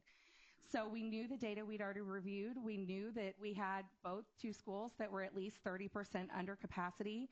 We know what other district needs that we have within our district, and this was presented as a way to solve multiple problems at once. And it would also protect the limited funding that we already have available. Again, the committee is a cross-section of our community and with no one representing specific campuses. It was a very factual presentation to us that was non-emotional about our options, and quite frankly, this made sense. And both campuses, being two-story, gave unique opportunities for us to solve multiple problems at once. So we were given the proposed floor plans of both campuses of Asheville Smith and Lamar Elementary.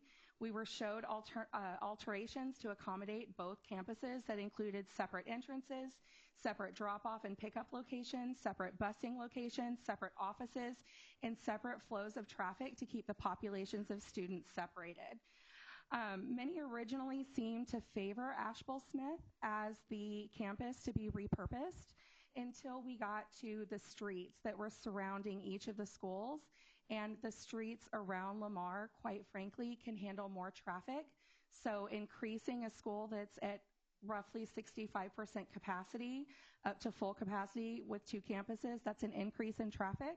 So for transportation, not only for parents and on foot and also for busing, that was a consideration. And at least at my table and the table next to me, that swayed their votes. And that's ultimately, in my opinion, swayed it to Lamar. We were explained that the student populations would be shifted to nearby campuses. This includes Carver Elementary, De Zavala, and either Lamar or Asheville Smith, whichever one remained if we were to consolidate. The teachers and staff would be shifted to those campuses to follow those students. And the repurposed campus would actually create jobs because we would have two offices, two entrances, two reception areas, two admin teams, et cetera. We were repeatedly assured that no one was going to lose their jobs. And I wholeheartedly believe that the discussion in the room of the committee would have been drastically different if that had not been made crystal clear to us from the very beginning before we took a vote. The district has a slew of open positions at all times, and our faculty and staff that we have at all of our campuses are desperately needed regardless of where they currently serve. So the committee reviewed all of this data. We voted. That vote was calculated independently by Judy. It was confirmed, and then we were notified that a consensus had been reached. Yes, we had agreed to consolidate our elementary schools for a multitude of reasons to serve our district, and it made the most sense for the district as a whole and all of our students in GCCISD for it to be Lamar Elementary School. We were told from day one of serving on the committee that absolutely nothing that happened in that committee was a secret. We were repeatedly and actively encouraged to talk about it, share the information with our neighbors. We were told to share the information with our communities, get others' opinions, and we were actively told to participate in the discussions at our tables, and we sat with the same people at every single meeting so we could build bonds, get to know each other, get to know our opinions, and be more likely to share our opinions when we got to know those people. And everything that the committee discussed was immediately available the very next day online. And we were encouraged to share all data and all documents that were given to us at the meetings. And we were told that nothing was a secret. So everything was shared. So immediately following the vote and being notified of the consensus, we were reminded once again that nothing in the room was final until the school board votes. We were told this multiple times that nothing was definite, and we were specifically and emphatically told, please do not tell Lamar that they are closing because nothing is final. We are just reviewing data and seeing a cross. We were just reviewing data and seeing what a cross-section of our community thought might be the right move for our district and provide that recommendation to our school board. Dr. O'Brien himself spoke to us at the end of the meeting to remind us yet again that absolutely nothing was final. So to our Lamar family, I want to acknowledge the telephone game that's been rippling through our community. And I can't speak to what you've been told, how it was translated, who said what to whom. But I can tell you that the committee thought deeply about both you and Asheville Smith, and we deeply appreciate your faculty and staff for your timeless attention and energy that you pour into your students and your community every single day. Being a teacher and working in education is a thankless job on a good day, and I can't imagine how it must feel like it's being erased or that it will disappear. Your blood, sweat, and tears are not undermined by our committee in any way. Your words, energy, and legacy will be permanently ingrained into the walls and the very foundation that the school sits on. That is unchanged by the result of the school board's vote, regardless of which way it falls. Your work is not unnoticed, and your feelings are not diminished in any way. We stand with you, and we stand with our district and all of our students as a whole. Your legacy lives on regardless. Our school board. On behalf of the GC 2035 committee, we acknowledge that change is hard and it's emotional, but we also recognize that we have an entire district of students that have needs. And if we can serve one more student than we're currently able to do right now, then it's my personal belief that that is worth it. We fully recognize the needs of our district and our students that we were charged to serve and keep them as our why. And it is the opinion of our committee that it's best to move forward with repurposing Lamar Elementary into 2 separate campuses for our district. Reviewing our current facilities, their age and condition was a very hot topic for our committee. We kept coming back to our existing facilities over and over again, both in planned and unplanned instances, trying to wrap our head around how to move forward. Everyone behind the scenes did a fabulous job of compiling the data, presenting it in a way that made sense, and also provided a cumulative view of the district as a large entity. Starting with meeting 2, we have been reviewing lots of data for all of our campuses that age at least 10 years old. For some campuses, that's specific buildings and not others. We reviewed sites, we reviewed the facilities, we reviewed campuses, all kinds of stuff, and it made our eyes pop out of our heads. We are thankful to VLK for explaining it and answering the 50 million same questions that came up over and over to make sure that we understood. The district also came in and provided a lot of essentially to-do items that were for each campus, things that needed to be done, including fire alarm replacements, bathroom upgrades, AC and heating upgrades, window replacements, plumbing, etc., and also gave us a range of what things were top priority, what were priority 2, and what were priority 3. They provided a formula to rank these facilities based on their current adequacy, the to-do items, and those priority levels. The committee did not take this data lightly. We had a lot of questions. We wanted to know, how did our facilities get this bad off to begin with? How do facilities and maintenance handle these requests? What are the timelines for these requests to have them completed? And how does the funding work within the district and from the state to help us maintain our facilities?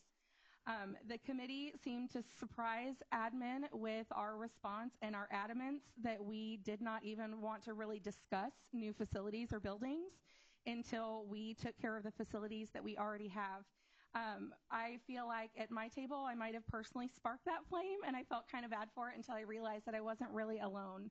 The committee feels like taking care of our existing facilities and having a plan to take care of them, it emerged as the #1 priority by a screaming 98% majority. We want to make sure that we are good stewards of our current students and our facilities that we already have and address those needs until we move forward with new facilities and or programs. And that meant really digging in to understand how to address those facilities and do it as quickly as possible. But where to start and how was a little beyond us until Transcend, VLK, and the district gave us this chart and others that gave us a range of what each of these data points meant, and it really brought things into clarity on what campuses and facilities needed to take priority and which ones were going to be more important. And that also gave us clarity for the 10-year plan moving forward for our district.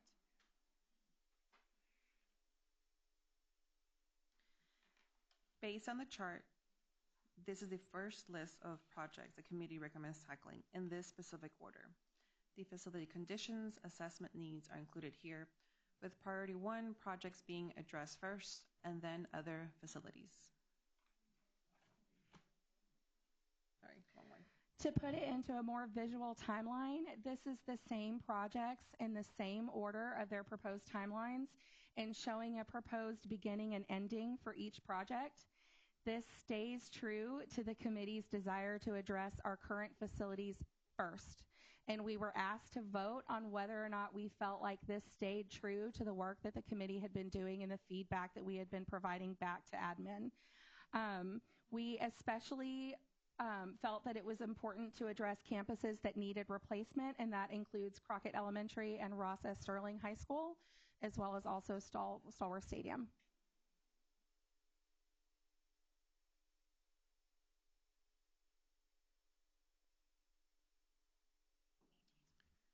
The district presents some desired projects for our students, and these are the projects that received at least a 50% approval from the committee. Some of these are existing programs in the district that are showing desire and need for growth, as well as other new projects that will better serve our students and community. The district also asked the committee to dream. What facilities did we think would be beneficial for our students? What have we seen in other districts that we would like to see here?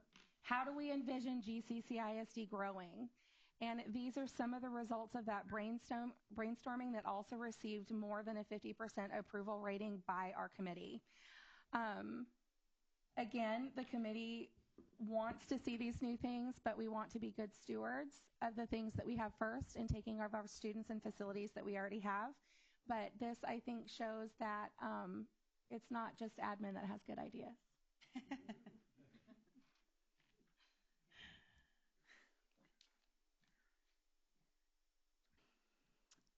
It is this committee's opinion and recommendation to the GCCISD School Board that these are the projects that should take priority for our district to address our current needs. Also to address future growth and needs for our community, students, teachers, and staff. We wholeheartedly believe in GCCISD, appreciate your leadership, and are grateful for the opportunity to provide input in the direction in which we're headed. We truly believe here we are giants. And that means being thoughtful, intentional, and creative in providing access and opportunities to all of our students and meet the ever-changing needs of our community. Thank you sincerely for your time. We welcome any questions you may have.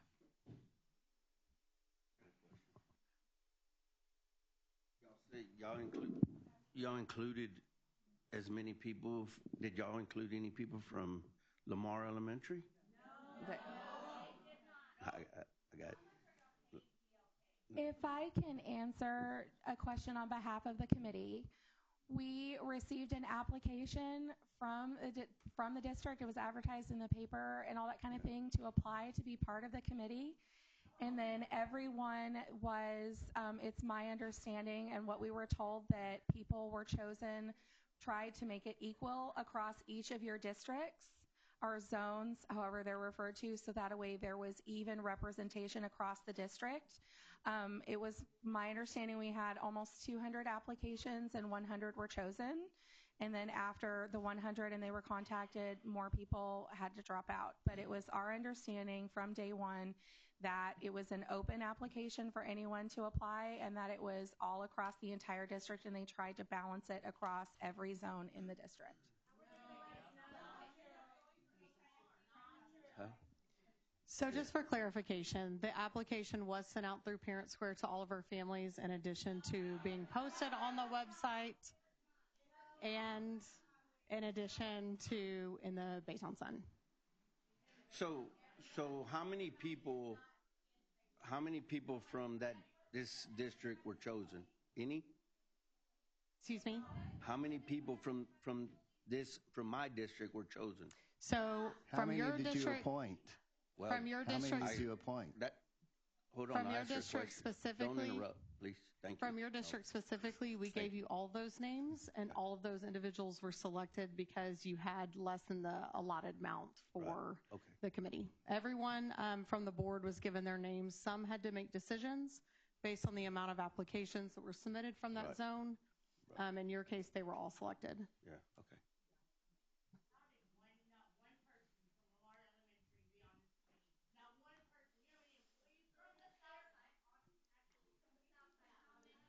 Well, if I can mention, when we were asked to put people on that, we did not know at that time that Lamar was going to be an issue. I didn't know.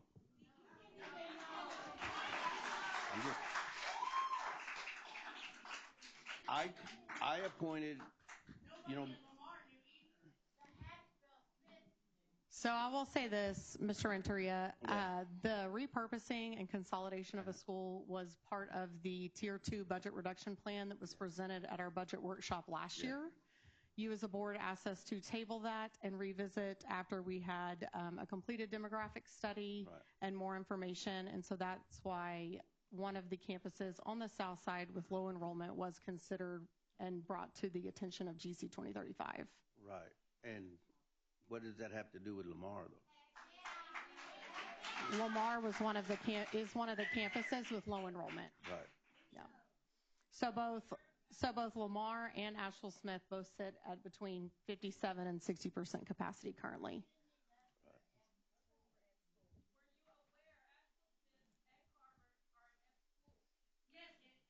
Ms. Barrett-Timms, can we have a point of order here, please? That this is out of control and they're speaking without permission. And if their students did this in their classes, they would not be happy. Thank you, Mr. Clem. Well, you did the same thing, Mr. Clem, when I was talking. You interrupted and tried to get involved. So hold them accountable, hold yourself accountable. Okay, we're going to take a... You always talk out of place a lot of times. I know I do, and I'll admit it, but you do the same thing, and you're doing it now. We're going to take a brief recess for 10 minutes.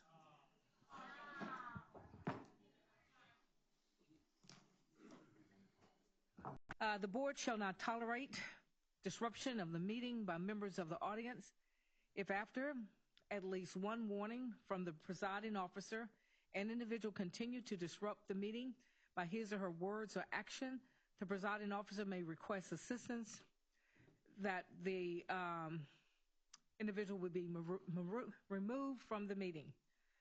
So thank you, and we shall continue. Dr. O'Brien, next on our agenda. Next on our agenda is our action items. Okay. Let me get myself back organized.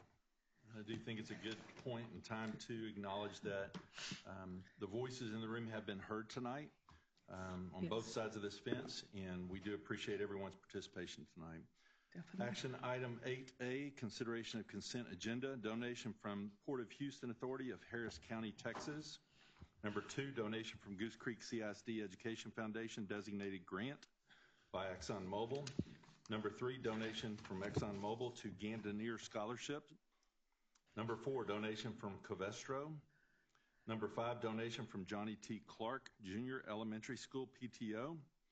Number 6, consideration of the Goose Creek CISD Memorandum of Understanding with Chambers County for shelter and evacuation assistance during an emergency. And administration has pulled number 7. We'll continue with consent. Number 8, resolution nominating a representative to serve on the Harris County Central Appraisal Board of Directors and casting votes via attached certification and ballot. Number 9, RFP number 24-015 for electrical services and related products. Number 10, RFP number 24-012 for Horace Mann Junior School, serving line counter replacement. Number 11, CSP number 24-016 for HVAC equipment, supplies and related services. And number 12, GC 2035 long-range facility plan. Administration brings before the Board of Trustees this evening the consent agenda with recommendation for approval. Are there any items that any board members would like to pull for discussion or separate consideration at this time? I have a question. Sure. On 8A12, what are we actually approving for the long-range facility plan? Are we approving, accepting the plan, or are we approving certain Accepting the plan actions? as presented on page 167. But does that cover the action of the repurposing, the building new schools? Yes, sir. Everything is within that plan.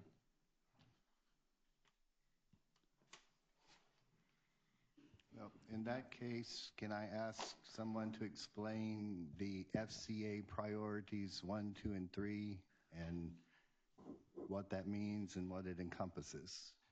And I guess if Yes, sir, Ms. Garcia and Ms. David. If I can go back to my original question, that plan covers building schools and such. We're not authorizing building a school at this point. We can't do it because we don't have funds. So that's kind of why I'm asking for clarification. Are we accepting their plan? Are we accepting certain actions? Aspects. It's just vague to me. So it's accepting the plan as presented, and in the plan, it does include the repurpose of Lamar Elementary.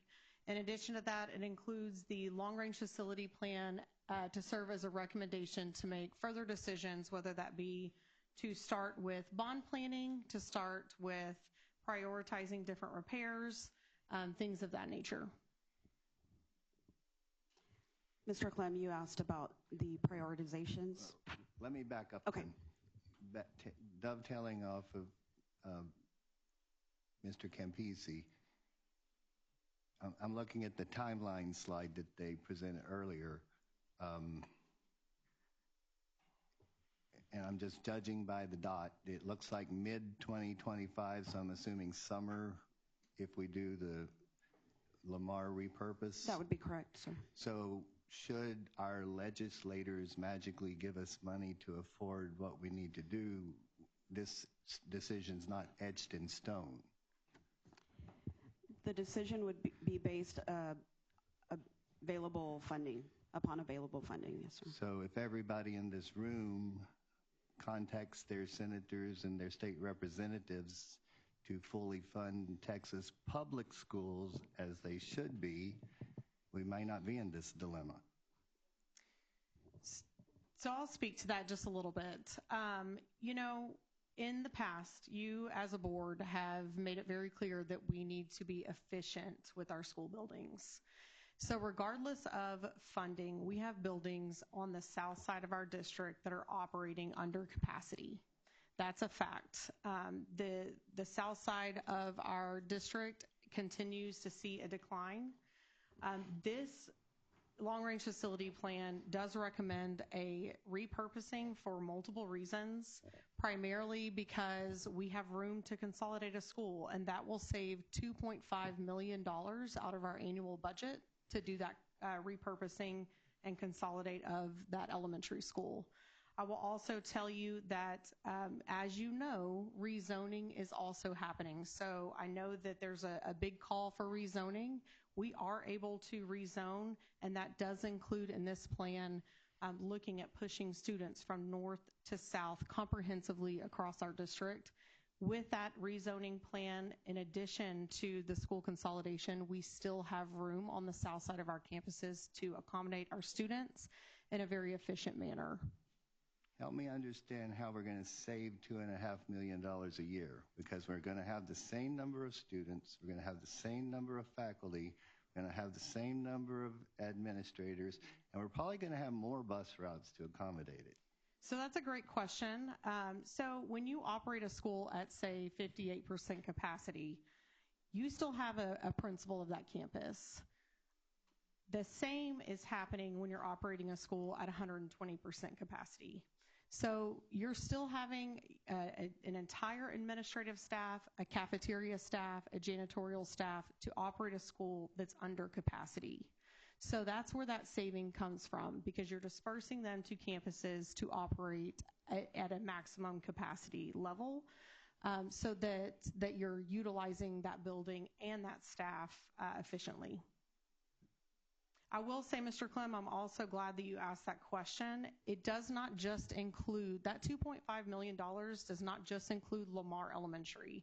It includes the ability to move students out of the old San Jacinto and repurpose that building. And so that would in turn take San Jacinto, the old San Jacinto Elementary, offline, which we are spending a lot of money in maintenance and repair costs on that building, including utilities, the very antiquated HVAC system, material costs, and maintenance hours of that building. And there's your bingo right there. All right, so FCA Yes, priorities. Just, I don't want a Bible, just what is it and a few examples. Okay, so priority one would be something that's an immediate need. It's a deficiency of a campus. It could be a leaking roof, for example. A priority two, it's something that needs to be repaired within the next 2 to 3 years. And then priority three has less urgency as well. And so there's different type of deficiencies that fall in those categories. For example, one campus could have a range of a lot of items in priority one, maybe none in priority three, or vice versa. And so it's specific to the campus that was assessed. And are these capital items, or are these going to have to be bond items, or some of both? So just like everything else that you see on this plan, no funding has been identified for any of these projects. And so the long-range priority plan is just showing you the needs over the next 10 years and what priority that we should tackle them. All right, thank you. Sure. Can I go back to my original question and help me understand? We're approving the long range, or the plan overall, which includes the adaptive reuse of Lamar, but then it also includes demolition of San Jacinto, replacing Sterling High School campus. And my question's more the procedural. How are we able to approve all of these items under one vote now without it being bonded and paid for? And that could be answered by anyone.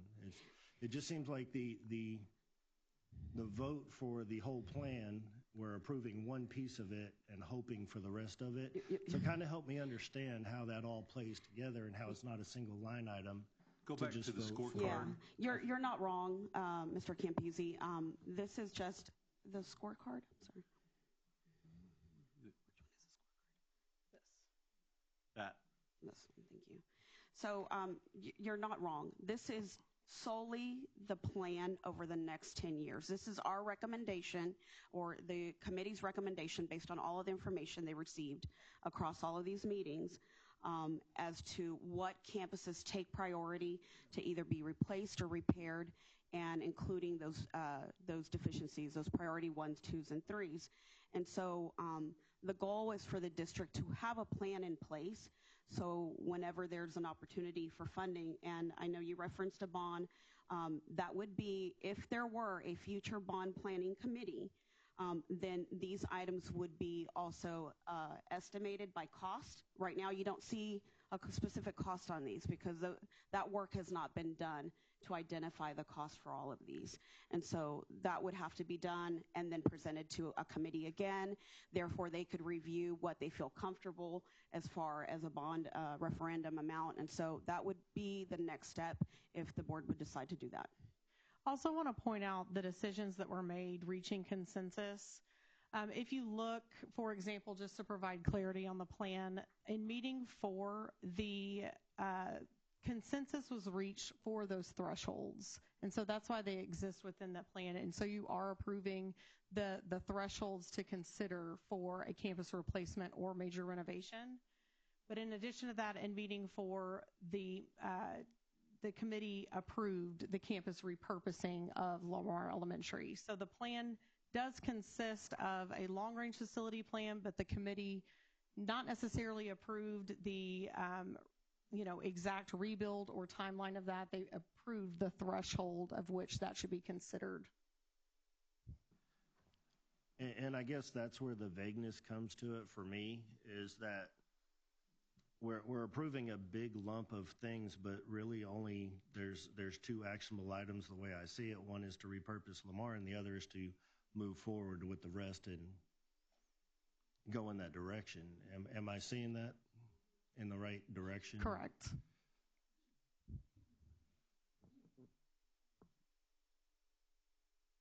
I would also like to say that in the long-range plan, the timeline that was presented, a future committee could have, an opinion to say, well, we feel that this may need to slide out a little bit further, or we could have those discussions within that committee.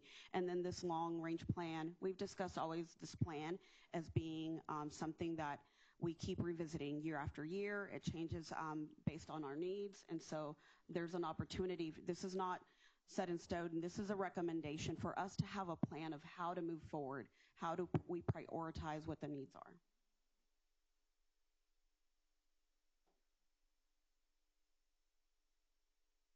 Can we pull this one for separate consideration? So done. Administration would then bring before the board the consent agenda items A1 through 11, minus number 7, for your consideration at this time. So moved. I'll second.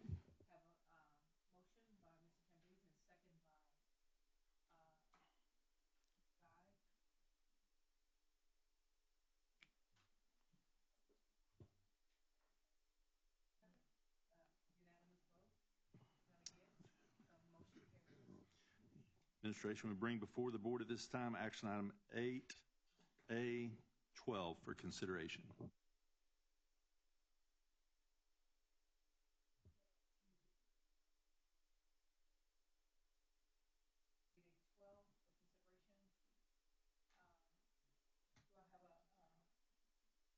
Yeah, I'll make a motion. I make a motion that we table this matter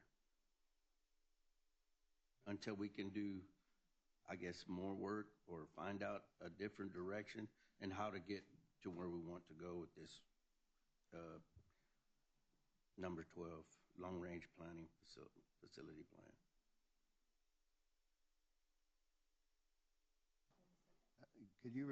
Would you mind repeating that again? I said I make a motion that we table the matter of number 12 until we come back with better direction on how to get where we want to go in accepting this long-range plan, facility plan for GC 2035. Second.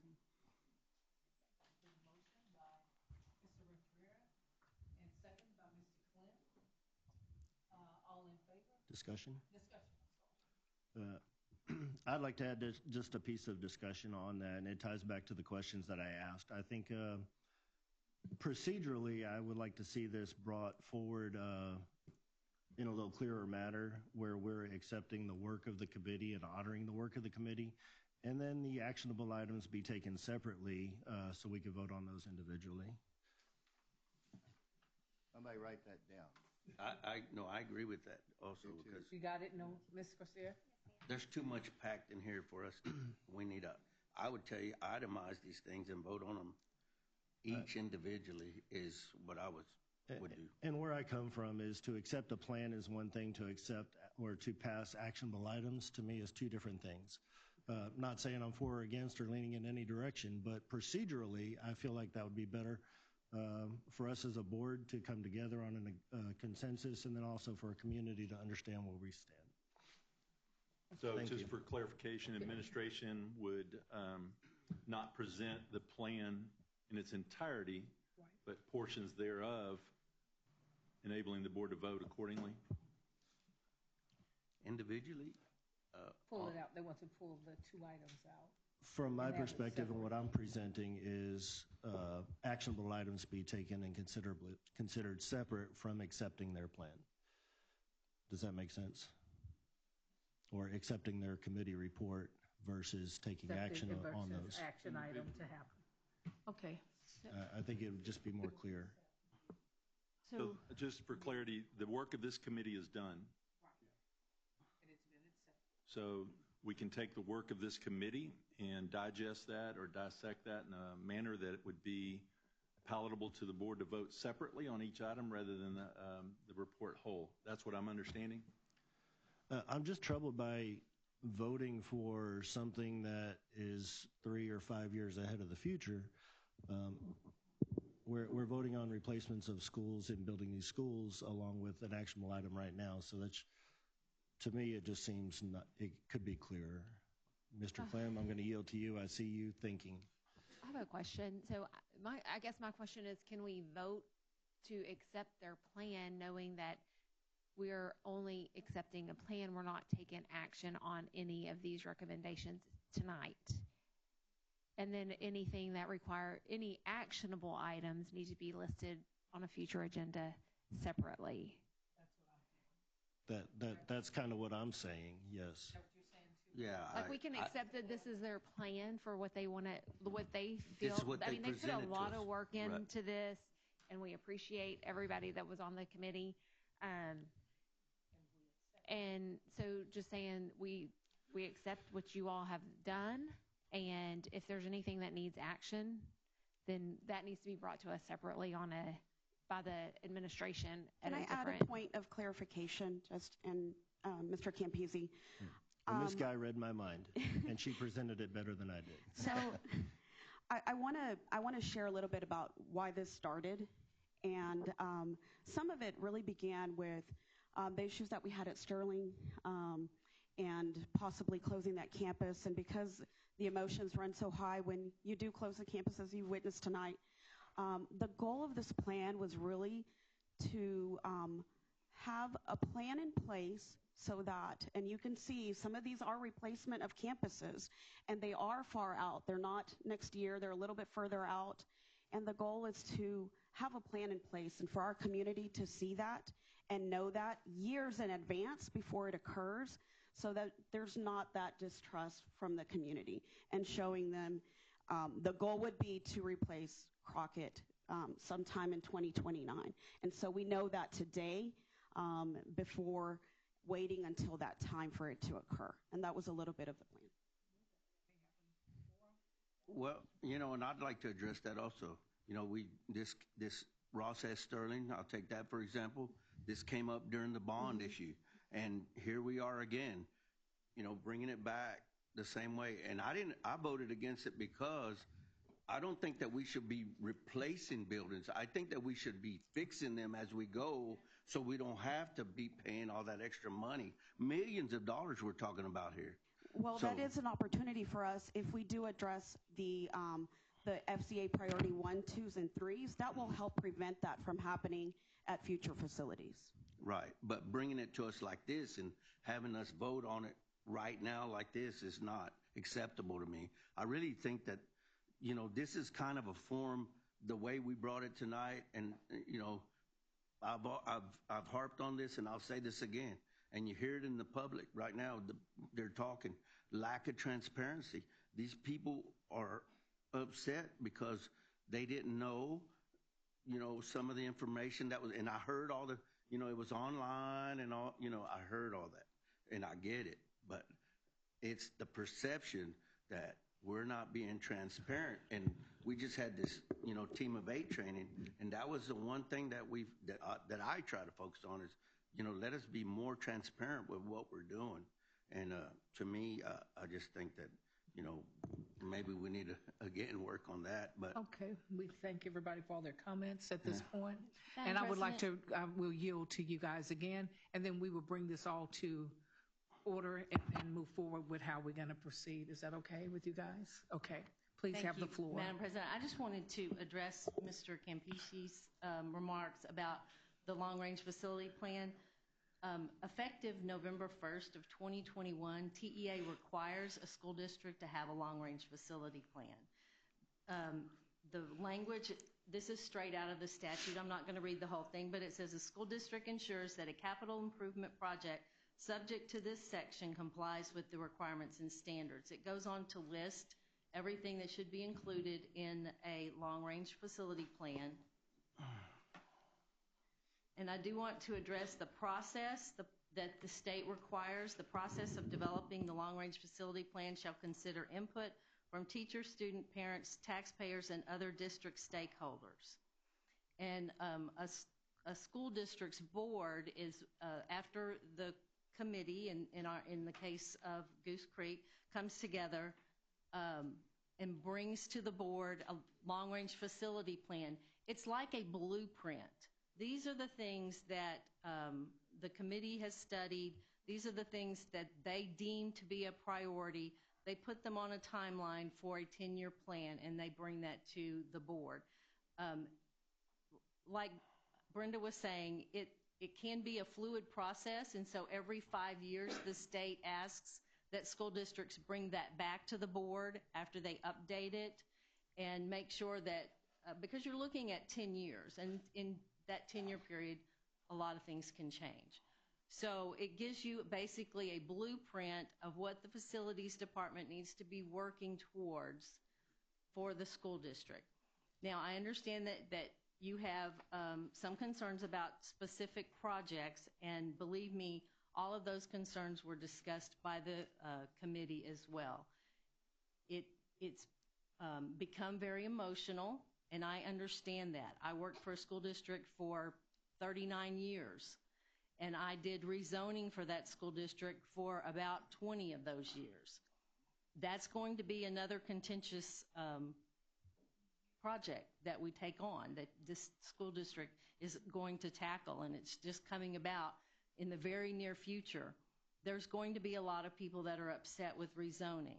But I can tell you, in my vast experience of working with rezoning, no one ever was permanently scarred by rezoning. It feels like it in the beginning, and I would tell committees over and over again, try to take the emotion out and try to look at the data and the facts. And this school district, like all school districts across the state, are faced with some hard realities because of the budgets that the state has left us with.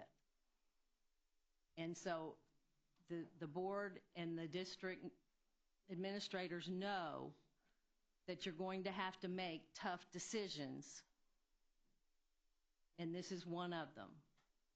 And we're talking about one of the line items in particular on the long-range facility plan. But the committee is bringing you a 10-year plan as a whole for you to approve. The individual items, it is obviously your prerogative if you want to pull pieces of those out, but just know that they're going to have domino effects on your budget during these really, really tough times. And I commend you for the work that you're doing. I commend the committee for the work that they're doing. I empathize with the Lamar people. I also know from my experience that if the committee had voted on Asheville Smith, those people would be sitting in the audience, and we would have the same empathy for them. Thank you for your attention. Thank you. Thank you for your response. I appreciate that, but mine is completely from the procedural side of it, not the emotional side. Thank you. Okay. We're going to move in our Ms. David wanted to make one closing statement. Sure. I'm sorry. I want to make sure that I'm very clear when we also say that we're also going through a full rezoning planning. And so with that being said, included in that rezoning planning is a consolidation of a school. And so that rezoning plan, in order for staffing to happen, in order for us to make plans for next school year, that has to be completed by the beginning of February. So it really is a time issue, and I want to make sure our board truly understands that. What a school consolidation and a rezoning will do for our district, it will take, with one school closing, it will take Asheville Smith from 58% capacity to estimated around 93% capacity, Carver from 70 to 92. But in addition, what it will also do is take schools like Humphrey Elementary from 122% capacity down to 100% capacity, Highlands from 131% capacity down to 85% capacity with room to continue to grow over the next 10 years. So it's not just about Lamar Elementary consolidation. In addition to that, it's about the entire district and a full comprehensive rezone to make sure that we don't have schools that are sitting with portables, looking at the issue of pocket zoning or moving special programs. This is a full rezoning plan to shift from north to south. In addition, with all of that being done, which will also be contentious, we still have room in the south side of our school district, even with a school consolidation. So I just want to make sure that that's very known. When it comes to timeline, and we talk about transparency, getting rezoning plans out for community feedback, getting those zoning plans to the GC 2035 committee, that all rest on whether or not we choose as a district and as a board to consolidate a school. Very good information, Kendall. That shined a lot of light for me just now, and I hope for all the other board members as well. And it will, because you're right, we're going to have to do something with rezoning at some point, even if it's not consolidating a school, but it still will consolidate students. Madam President, if I could, Yes. I just want to give y'all some food for thought, okay? And, I heard what she said about, this is a long range, and we get it. We did this to the bond already. This, to me, is the bond all over again, just renamed. And let me tell you something, what I saw when I was out planning. there. I get it. Leave the It's just bond been out. renamed, I get it. But when the vote for that bond was held, the population, the voting population spoke to us loud and clear and said that we can't afford to be doing a lot of things that we're doing. And we built a lot of schools. Now we got excess schools that we can't fill. It's not that we have excess. So I'm just saying that I would ask you this question. Do you think if we passed the bond, because it was mentioned in your presentation that we might have a bond for this, to finance this, and I've mentioned this over and over again, do you think it would pass? And I would tell you, it will not pass.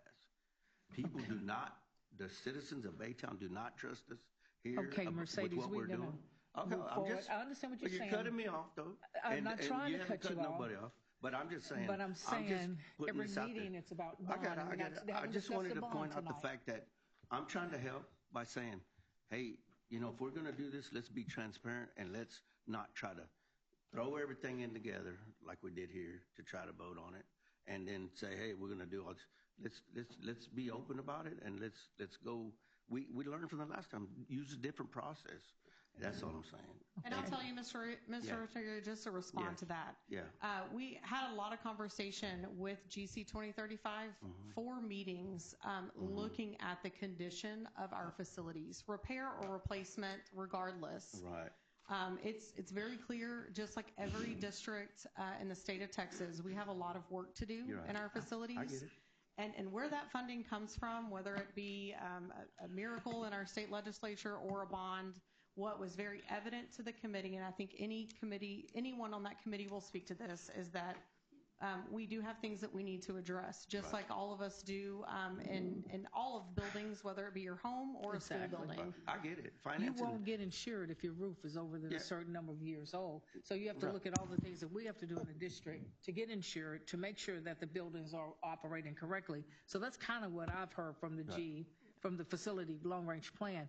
So as we move forward, let's kind of wrap this up so that we can look at where we want to go. And I've heard Mr. Campisi, I heard Mr. Renteria, and I heard Mr. Clem down there. So this is a plan. We accept the plan and the work. Any action brought by the administration for future board capital improvements comply with, and then the long-range plan, we hold off on that at this time. Is that with you all? Madam President, we have correct point of order. We have a motion and a second on the floor or on the table as we speak. So we have to address that or table that motion. Okay. Correct. Table that motion. Okay. We have. What's your pleasure? All in favor? Well, the vote. Hang on. Do you want to move forward with our motion? Well, yes, and I want to make clear that this doesn't include any action items. It's just the presentation to us. Right. So like, and we're going to ask for that to go on a future meeting. Right. Okay. So currently the motion is to table, and so I think we have to vote on whether or not we're tabling or we're going to, or not. So Mr. Clem is asking Mr. Renteria. That's what he was asking. Yeah. Okay, so all in. Can I rescind my second and you rescind your motion? Or do we want to vote on this? You can just vote. We don't have to rescind it. Yeah, we'll just have to vote it down. Yeah. Okay, I'm going to vote against my own second. Yeah. Okay.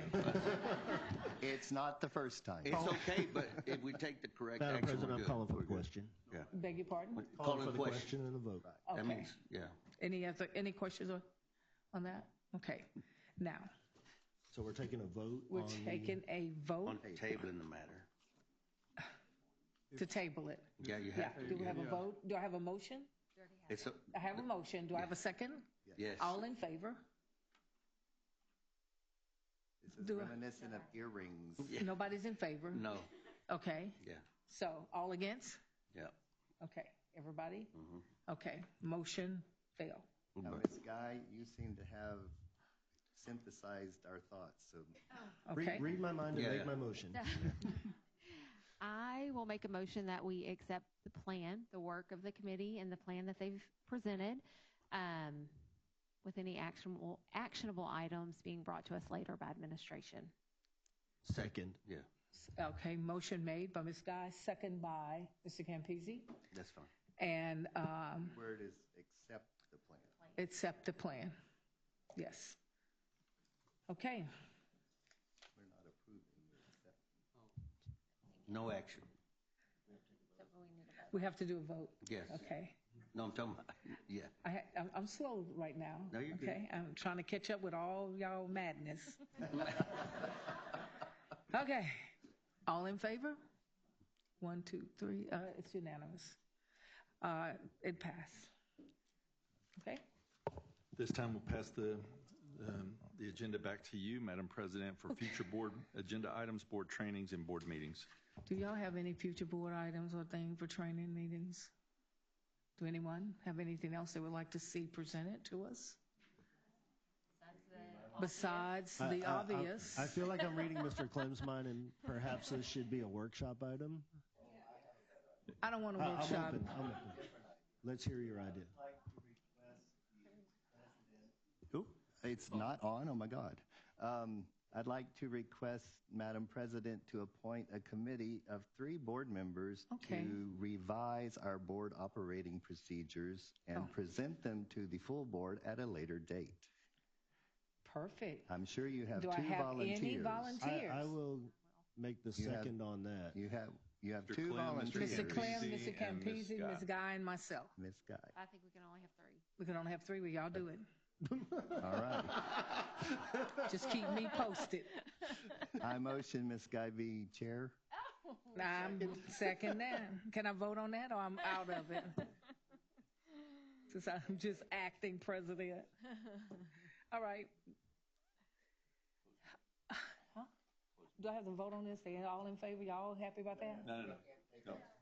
Well, tell me, because we just doing things all different tonight. No, that's just two people making that happen. Okay. You're doing great. You're doing great. The board will now recess into closed session pursuant to one of, who said that? Who blew a breath? It made me blow a breath that can't blow. One or more of the following section of the Texas Government Code, Section 551.071, 072, 073, 074, 075, 076, 082, 083, 084, and 087. No action will be taken while the board is in closed session. The time now is 8:47, Ms. Garcia. Whew, everybody get a break.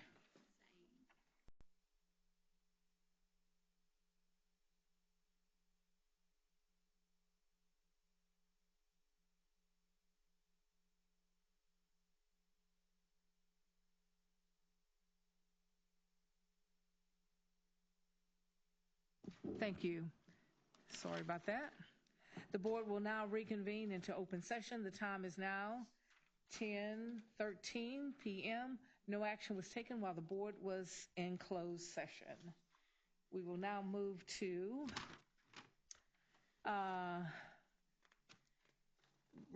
D. Now we're into E. Dr. O'Brien, consideration of personnel. I'm going to turn it over to you, sir. Yes, ma'am. Administration brings before the Board of Trustees for consideration to approve 12 elections subject to assignment and placed on the teacher hiring scale as presented. I'll move to approve. Okay, Ms. Guy has moved to approve. Do we have a second? Second. Okay, all in favor, raise your hand. Full consensus, no no's. It passes. Administration brings before the board for consideration resignations and retirements and reassignments as presented. Okay. I'll move to approve. Ms. Guy moved to approve. Do I have a second? I second. Mr. Jesse, second. All in favor, raise your hand. Any opposed? Unanimously, everyone voted yes. It's approved. Administration brings before the board for consideration administrative personnel, the Director of Purchasing, Ms. Sheila V. Cantu. So moved. I'll second. Okay. Moved by, that was you, Mr. Ventura? Mr. Campese. Mr. Campese, and second by Ms. Guy. All in favor, raise your hand. 1, 2, 3, 4, 5. Oh, full house. All, and no opposed. It passes. Next up would be educational diagnostician Catherine Pumphrey. Move to approve. I'll second. Okay, Jesse moved to approve. Ms. Guy, second. All in favor, raise your hand, please. Unanimously, it approved. Next is student success and academic excellence facilitator Blair R. Overman. Move to approve. Second. Mr. Martinez approved, made the motion, second by Ms. Guy. All in favor, raise your hand. Unanimously. Next is instructional specialist, bilingual ESL secondary, Sarah Davila. Have a motion for approve. Jesse did, and Ms. Guy second. All in favor, raise your hand. Unanimously, Ms. Martinez. That concludes administration's recommendations and personnel. All right, without further ado, there be no further business before this board. Meeting. Special call meeting. Okay.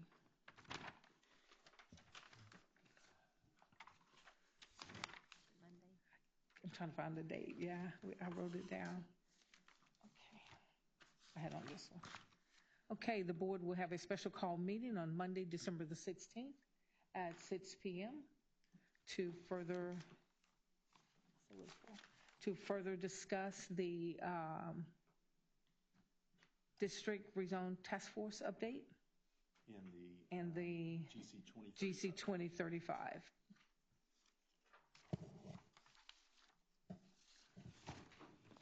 long-range facility plan, right? Yes. Okay. Any questions on that? Everything's correct? Okay. No one have any other questions? We're good. There will be no further business before this board. This meeting is adjourned at 10:17 p.m. Be safe and good night, and see y'all tomorrow. Awesome.